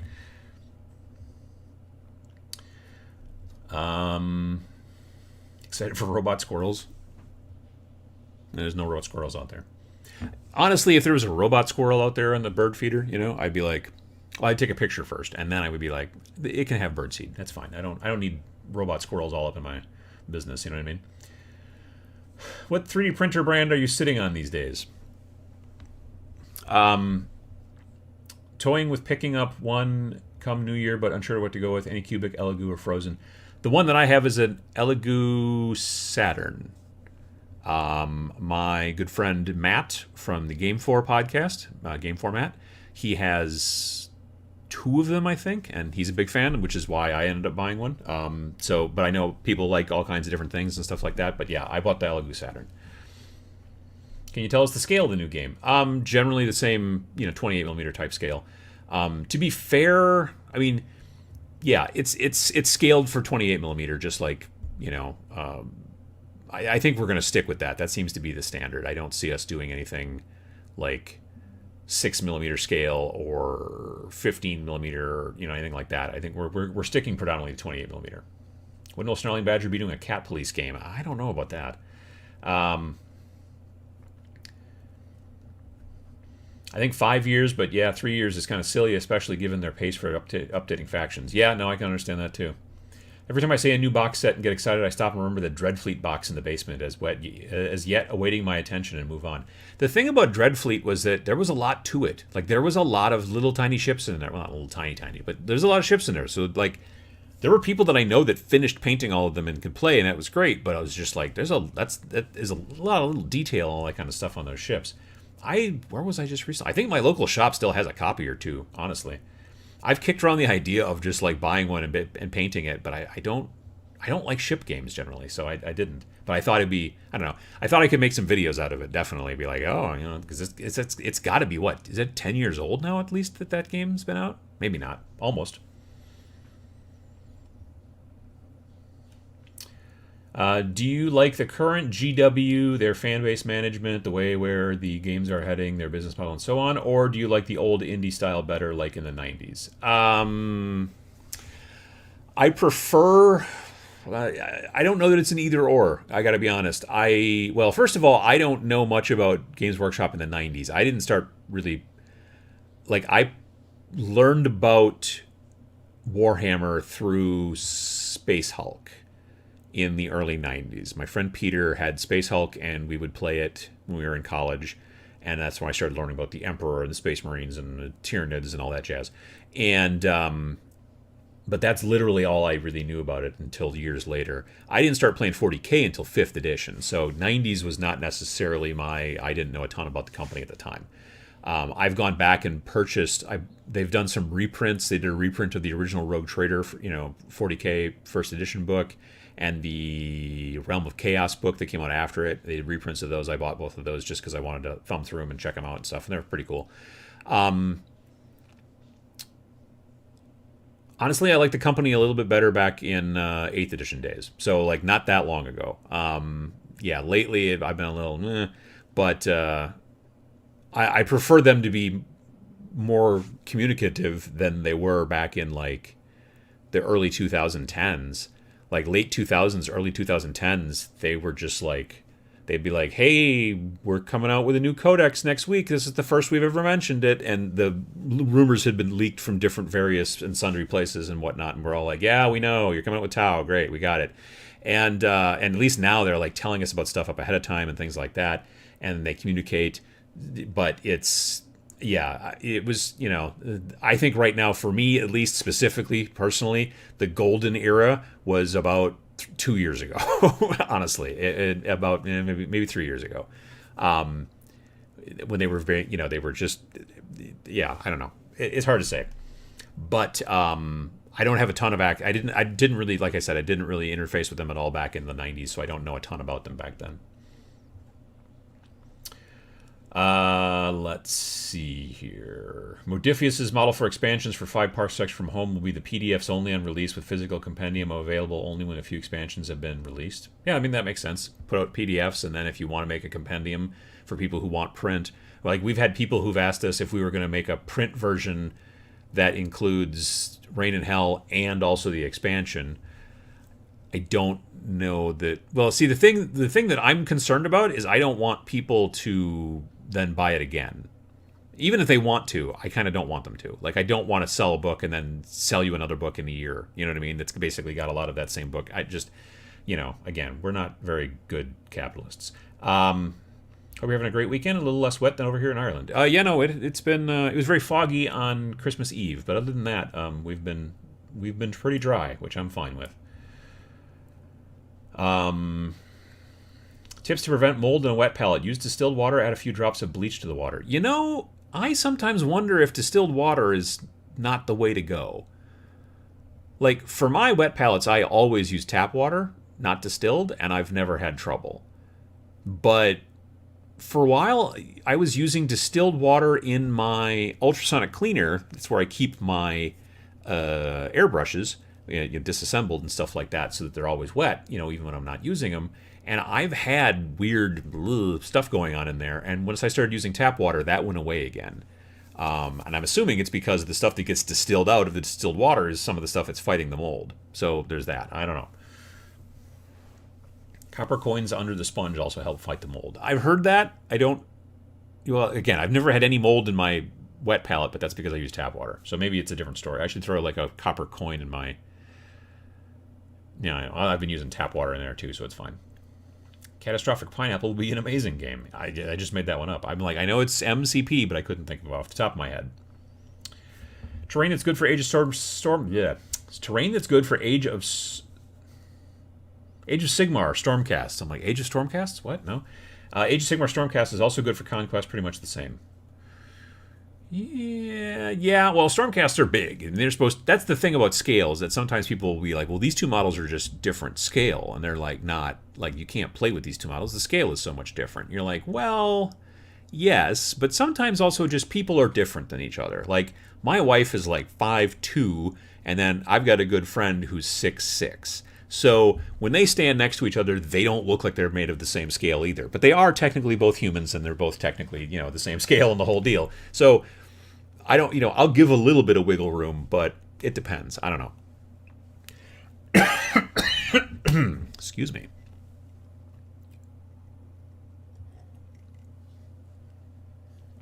I was a fan of Lunchbox Rainbow, but I think Catastrophic Pineapple might be a new contender. Could be.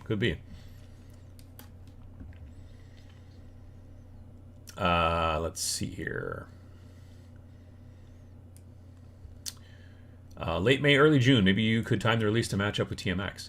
Well, I mean, technically early June is, so yeah, that's a good point. I hadn't thought of that. We were just hoping to try to hit the same kind of like window that we did with Rain and Hell. Like Rain and Hell came out on like the 28th of May or something like that, so we would probably try to release it. I don't know. In a perfect world, we release it on the last Friday of May is hopefully what we're targeting, but we'll see how it goes.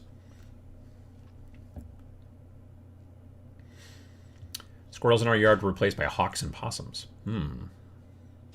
Hawks are pretty cool. I like possums. They're fine. Souls thing sounds like it could translate into Highlander style quickenings. Yeah, I could see that. I could definitely see that. You could easily put fantasy race class that could use the soul mechanic, like priest, cleric, inquisitor. I mean, it's probably something we're not going to do. But yeah, that's the thing about converting games, is that you can easily do that stuff yourself as well. I'll spare the details on how we confirm that, but suffices to say the hawks don't clean up as well as the possums. Yeah, no, that's hawks are terrible house cleaners and yard cleaners, frankly. Because somebody, I'm assuming it was a hawk, but like at some point last winter, or this past spring, when the snow melted and stuff like that, we found, I think, a rabbit skull in the backyard and part of also said rabbit. Dead Zone is hands down the best sci-fi skirmish around, in my opinion. I gotta get my hands on a 3.0, right? I gotta get my hands on a 3.0 book. Super interested in the solo co-op sci-fi game you're working on. Sounds perfect. Yeah, I mean, the only reason we made an expansion to Reign in Hell was because we didn't have solo co-op built in from the beginning, and we should have. I mean, we started the game during the pandemic. We should have probably thought, we should definitely think about this, because there's going to be a lot of people who aren't going to be able to play with folks for a while. And so, but we just didn't. I think it was just us being stubborn about the old days. And but now we're just like, let's just put this in from the beginning. It seems like a good idea. You'll still be able to play it adversarially, I could still play me versus you or whatever, but we could also play it, but I could also play it solo by myself against the game, against the rules, or you and I could be on the same team, basically playing against the rules. You know what I mean? That's the idea. I like ship games, but the amount of stuff in that box requiring painting is ridiculous. But then again, it took me more than 20 years to paint everything in the 1998 Epic 40K box. Yeah, I mean, that's the trick. I bought so much 6th edition Fantasy Orcs, never played a fantasy game, much less painted any minis, but until my sons got interested in D&D, now I've got some painted for that. I think there's a lot of folks that do that. I think there's a lot of folks that buy with really great intentions, and then it just, life gets in the way or whatever, or maybe the hobby's not what they expect. And then some people are like going to flip that stuff. Some people are going to hold on to it, and maybe later on when they got kids, then they can do something fun with it that way. That's cool too. But yeah, that's not a stranger or weird thing. I think that's kind of, I don't want to say standard, but it does happen a good deal. I'd jump on a reissue of Space Hulk if it wasn't $350, that is. Yeah, I hope that they make another edition of that soon. I even kicked around the idea, because I've never painted mine. I've played it just standard, because it comes in different colored plastic and whatever. And I've thought about, do I want to sit down and paint it? And I'm like, maybe I will. I don't know. I'd have to go back through and probably, at the very least, make sure I got all the mold lines and all that jazz and everything. And yeah, so I might do that someday.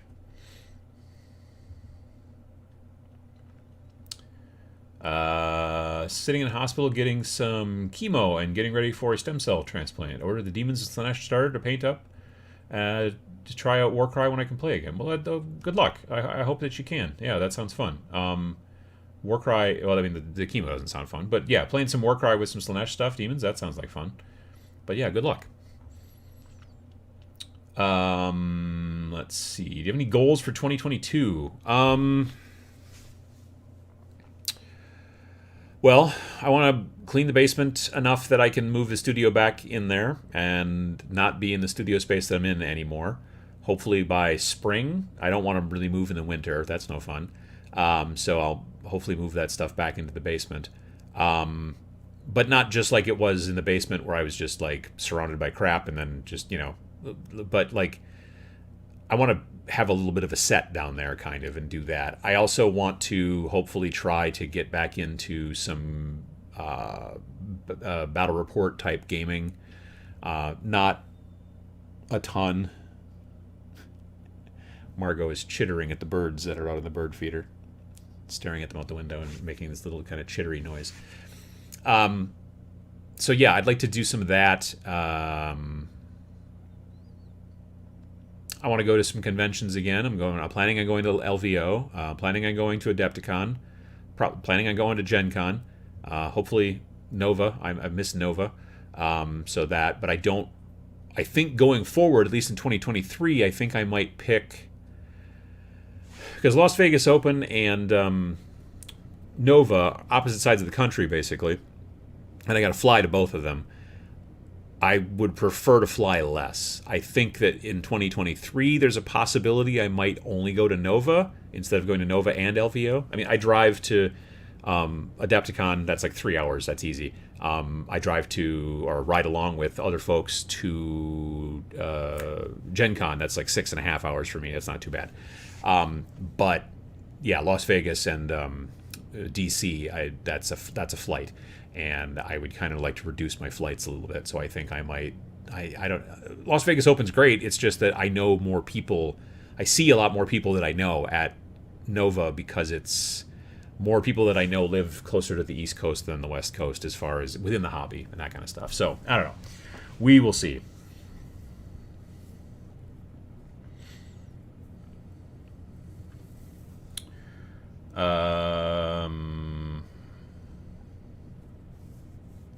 It's because they put chlorine in the tap water. Yeah, that probably makes sense. That's why you wouldn't have so much stuff. Building a mini-scale modern town, 28 millimeters, so I can wargame with it. I'm also thinking of building another one, O or HO scale, to have a town model covering less area. Oh, neat.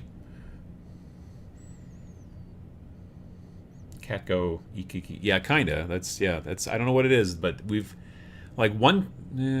I don't think Diesel's ever done that. Like when he watches birds, I don't know that he like chitters at them. But the other three, though, have always done that. I like seeing other hobbyists' workspaces where it all happens, revealing about a person for sure. Oh yeah, mine is just a mess. Just a. I mean, if you watch on Twitter, like you only see so much of my table, but I can tell you that it's just a mess. I work in chaos. That seems to be the case. Let's see. What else? Getting out of the studio before dripping starts again would probably be good. I don't know that we'll have dripping anymore. I think that has actually been fixed. It seemed towards the end of fall like it wasn't happening anymore. The main issue is the noise, honestly. It's just that I have to constantly try to plan around like when this band is practicing and when like this other guy is just noodling on his guitar for no reason in the next studio over, or just motorcycle noise constantly. People with no mufflers on their cars, for reasons. And then, God forbid, once spring and summer starts again, I bet you the drum circle will start up across the street on Wednesday nights, and on Tuesday nights is open mic night downstairs, and it's just a whole. There's another band that practices down the street that sometimes I can hear. There's a trailer that rolls up that's like half a block away, and they sit there and they run a gas generator, and they do haircuts out of the back of a trailer. I don't know why, and I'm just like, what? And it's just loud. I've never come across a generator that was so loud, and I'm like, it's just constant noise, and that's the thing that I really want to get away from, honestly. Let's see. How's your mom holding up? Good. We saw her a little bit yesterday. She's got a cold. I keep wondering, I'm like, does she have the COVID? But no, it's already getting better. But she had like a super runny nose and a cough, and it's already getting better. It was only around for a couple of days, and so yeah, that doesn't seem like COVID, and she doesn't have any of the other symptoms. I've gone through them a bit. Like, can you taste things and smell things? Yeah. Can you this? No. You have this? Yeah. So otherwise, yeah. So we stopped over after we were over at my wife's parents during the day. We stopped over and brought her a gift and brought her some food and stuff and things like that. And she was watching something on Netflix and hanging out with her dog. And yeah, we were there for maybe about a half hour and stuff like that. But we didn't stay long. We're going to probably get together with her and my brother and his wife more in January at some point. He's like a manager at a grocery store, and Christmas is a terrible time for people who work in the grocery department, or he works in a bakery, is just as bad. But yeah, so he hasn't had a day off until literally yesterday. He hadn't had a day off in like 3 weeks or something like that. So Yeah, we'll try in January to get together and all that kind of stuff. They live in Milwaukee, so it's a bit of a drive for them to come up too. So, what will we do without the motorcycle? Why though in the videos? I mean, you'll probably still hear every once in a while. Like my basement is quieter because it is underground, whereas I'm not on the second floor of a brick building with like no insulation. It seems. So there will still be. Every once in a while, someone with a stupid loud motorcycle drives down this street too. So that'll still happen once in a while, but hopefully just not constant like it is with the current studio. Looking forward to getting an FDM printer in 2022. I know that resin is better for minis, but I just can't deal with the mess that comes with it. Yeah, I can understand that. Plus, if you want to do terrain, honestly, FDM is the way to go for most terrain. Like little embellishments and implements and details on terrain, resin is generally better for that. But if you're like, I want to build buildings and ruins and like dungeon tiles and stuff like that, FDM is the way to go. Catastrophic pineapple miniature combat in the world of SpongeBob SquarePants. Ooh, I smell a license. That's not we couldn't afford that license. Looking at getting into HO scale for MCP. I know that there is a train scale that is equal to whatever scale MCP is, which I think is 40 millimeter. I just don't remember what the letters are. I don't know if it's HO or if it's O. Honestly, I think a Google search of just like, what train scale is Marvel Crisis Protocol, I bet you'll find somebody posting about it someplace.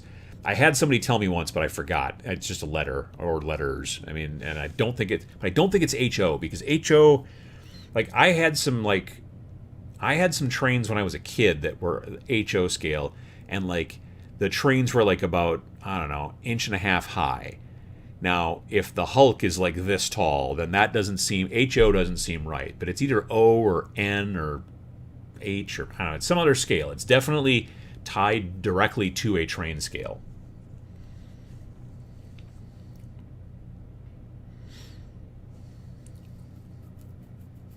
It's underground. I have a brilliant idea. Call it the Nerd Bunker. That's what I already call it that. There you go. And I eat it for free. Well, I appreciate that.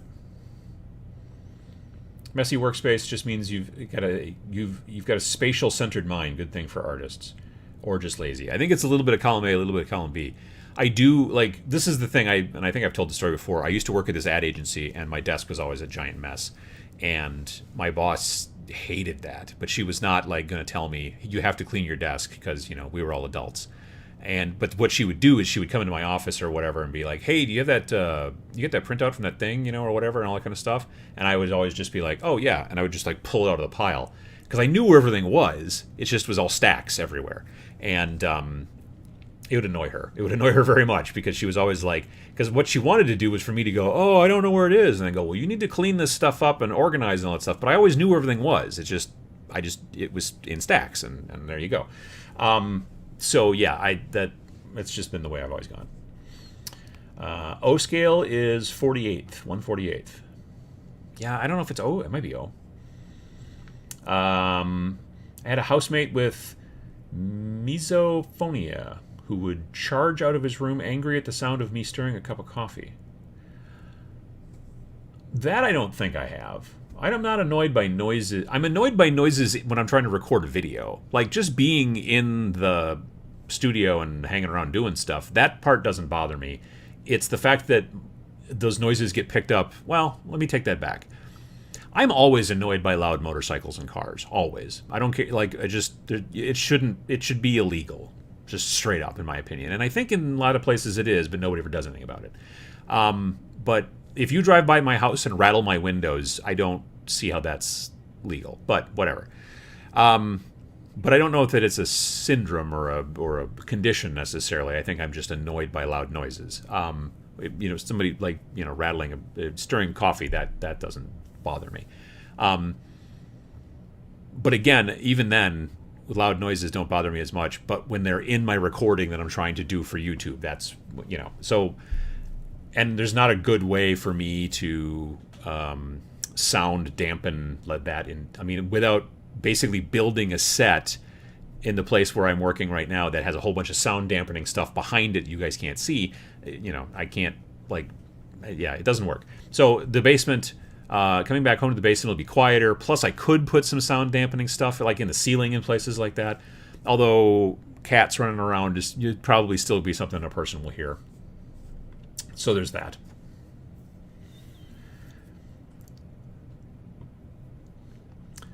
The closest railway scale you can get to 28mm is S scale at 1/64. Interesting. Looking forward to my first game of Rain and Hell tomorrow. I will play a rotten, filthy Gurgle Cabal. May the unorganized deities be with me. Well, absolutely. That sounds great. I hope you enjoy it. MCP would be compatible with O scale, which is 48th scale, or 48 inches in real life to 1 inch of the model. HO is 87 to 1 inch. Yeah, 80. I knew that HO is not the right one. Yeah. A lot of people are saying that basically O scale is close enough.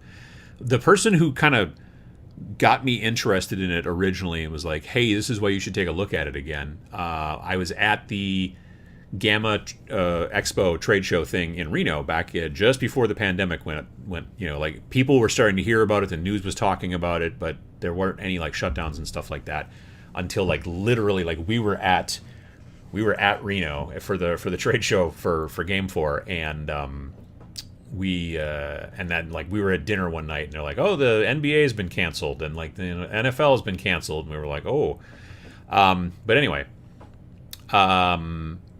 we were sitting in one of the bars in the resort at one point where everybody kind of hung out, and I was talking to a guy from a game store. He ran a game store in Indianapolis. I had his card around here somewhere.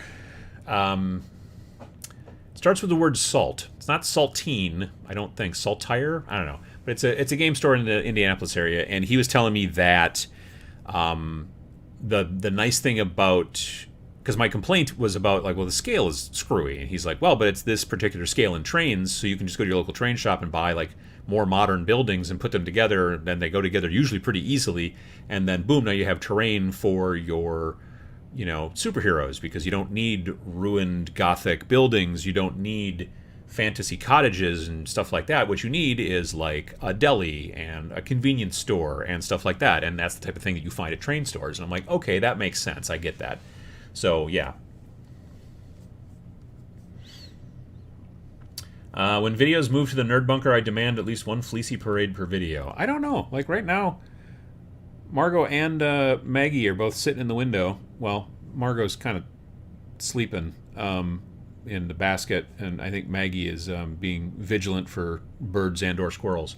But there hasn't been a lot of fleecy parades lately. I mean, still some at night, but not any during the afternoon that I've heard lately. Heroic scale has more to do with proportions. 6 heads tall rather than natural 7 heads tall leads to everything being exaggerated, looking chunky. Yeah, I mean, heroic scale, if you want, in my opinion, if you want the example of heroic scale, look at a Imperial Guardsman. Their wrists are this big around. They are just thick. Everything about them looks stout and kind of weird. So that's just the way that works.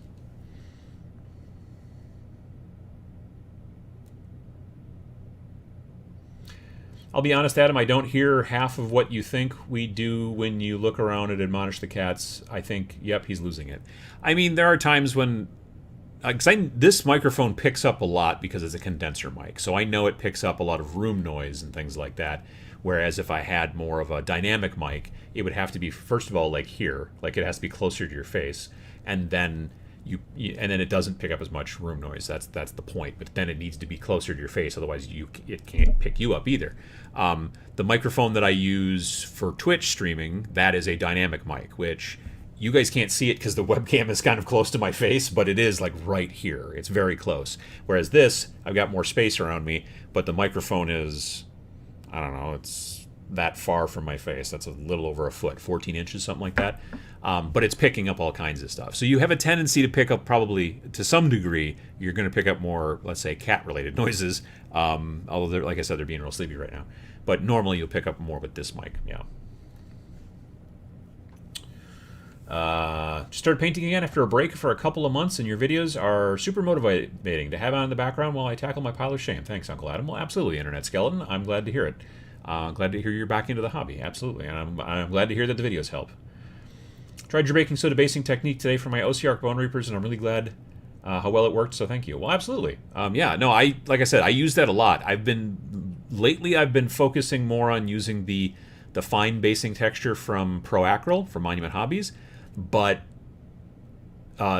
it's just because I want all my Warcry bases to kind of match, and I also want them to be a little bit chunkier and not look like they're standing on sand or ash, which is what the baking soda is perfect for, but I want them to look like they're sort of on like kind of crunchy mud that's got some rock and stuff in it and whatnot like that.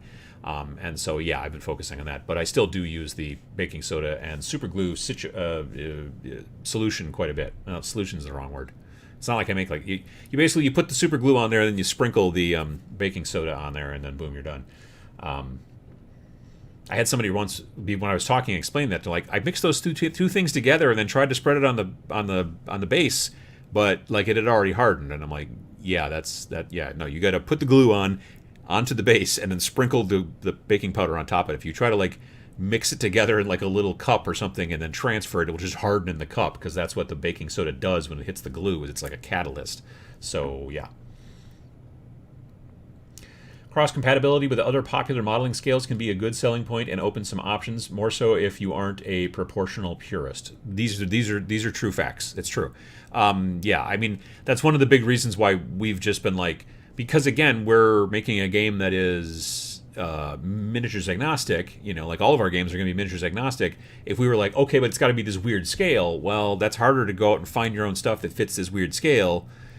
Whereas if we sold you the models and we're like that's sometimes the reason that companies are like, we're going to sell you these cool models that are this strange scale, because then you have to buy them from us, right? But like look at probably like at the Inquisitor game that GW came out with in the early 2000s. That was 54 millimeter scale. That's a weird scale, right? And you had to buy the models from them. You couldn't even, and then also your terrain was all the wrong size, so you had to come up with new terrain, and that was the whole thing. Which is probably why that game didn't. That's one of the many reasons why that game didn't necessarily sell as well as they would have hoped. So there's that. But yeah, definitely for miniatures agnostic stuff, you want to make it as simple as possible so that people can use either the models they already have, and the terrain they already have, or find stuff very easily. Those are I think, most important things. Preferred spending the afternoon playing some Squad Hammer Core. Hi and bye to all. Well, absolutely.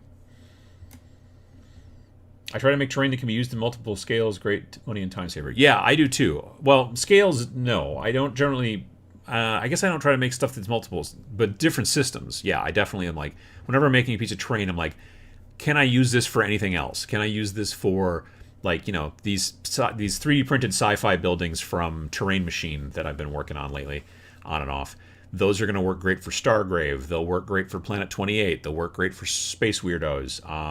Technically, I could even use them for, like, 40k or Kill Team, I guess. Like, they don't look particularly like, weird 40k Gothic-y kind of Warhammer stuff. They look much more like normal, sci-fi, as opposed to Warhammer sci-fi, which is a very different look.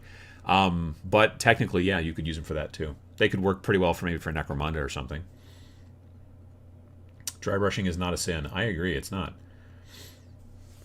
Is a Yeti mic dynamic? No, it is not. Well, I mean, Yeti might... Okay, so Yeti is the type or the model. This is a Blue Yeti. So Blue is the name of the company, Blue Microphones, and this is a Yeti. Just a USB mic, and they are condenser mics, so it's designed to pick up kind of all of the noise. There is a dial on it that allows you to set the patterns. So like the bits that are inside this microphone, it can, like mine, I've currently got it set so it's trying to mostly focus on the front side of the microphone because I'm talking in the front side of the microphone. But there is a pattern that you can turn on where you could put the microphone between you and somebody else you were interviewing, and then it tries to pick up and equalize both the voice on this side and the voice on the other side of the microphone. So you can do that too, and there's other things like that. But for the most part, it's a condenser mic, not dynamic. I'm more of a painter, but decided to start playing games with my Age of Sigmar models. Do you know where you can go to play? Thanks. I mean, your best bet's probably to start at your local game store and see if people play games like, let's say, Age of Sigmar are there. That's probably not a bad place to start. Yeah. I dry brush everything. I use dry brushing as a technique on nearly every model that I use. It's generally a finishing technique. Like yesterday when I was finishing up those 2 Bone Reapers, I'm dry brushing the bases, and then I will also usually get some of that same color, that highlight color that I'm dry brushing the tops of the bases with. I will try to get some maybe on their robe or their cloak or any kind of cloth that they've got hanging around that might get dust and dirt and stuff like on it. I try to add a little bit of extra life to those things to make it look like they're living in the environment. If you are a fantasy person, fantasy creature, whatever, and you're out running around, you're going to get dirt on your cloak. And so if you don't, then it doesn't make you kind of tie in to the thing. You know what I mean? Save a few lengths of sprue to cut up as base details. Looks great as stones and rubble. Yeah. Well, it's been awesome. We're just glad to have had another year of Tabletop Minions, and we're looking forward to many more. Thank you for all you do, Adam. Well, absolutely, Animaster. Thank you very much as well. Oh, geez, it's 11. Yeah, that's a good point. All right, well, I got to go actually to the bathroom, but I also got to go eventually. We're going to lunch again over to my wife's family's, and I don't know if we're having leftovers from Christmas or if we're doing something. I don't know, but I want to thank everybody for coming by today and hanging out, and I hope that you folks had a good holiday. I hope that you have a good New Year's. Next time that we'll be back here will be the 9th? Yes. So January 9th will be the next time we'll be here in another 2 weeks because it's the every other Sunday show. But yeah, thanks for everybody coming by, and I hope you had a good holiday, and I hope to see you on Twitch. Like I said, I'll be streaming tomorrow night at 7 p.m. Central Time. There, it finally showed up. And then again on Friday at 10 a.m. in the morning, Central Time. And I'm going to be getting started on some more Skaven that I'm really looking forward to because I enjoy painting Skaven quite a bit. So, yeah, we'll go from there and see what's going on. But thanks for coming by, everybody, and have a good rest of your day, good rest of your evening, or whatever time it is near you. And we'll see you again soon. And I think that's about it. Thanks for watching.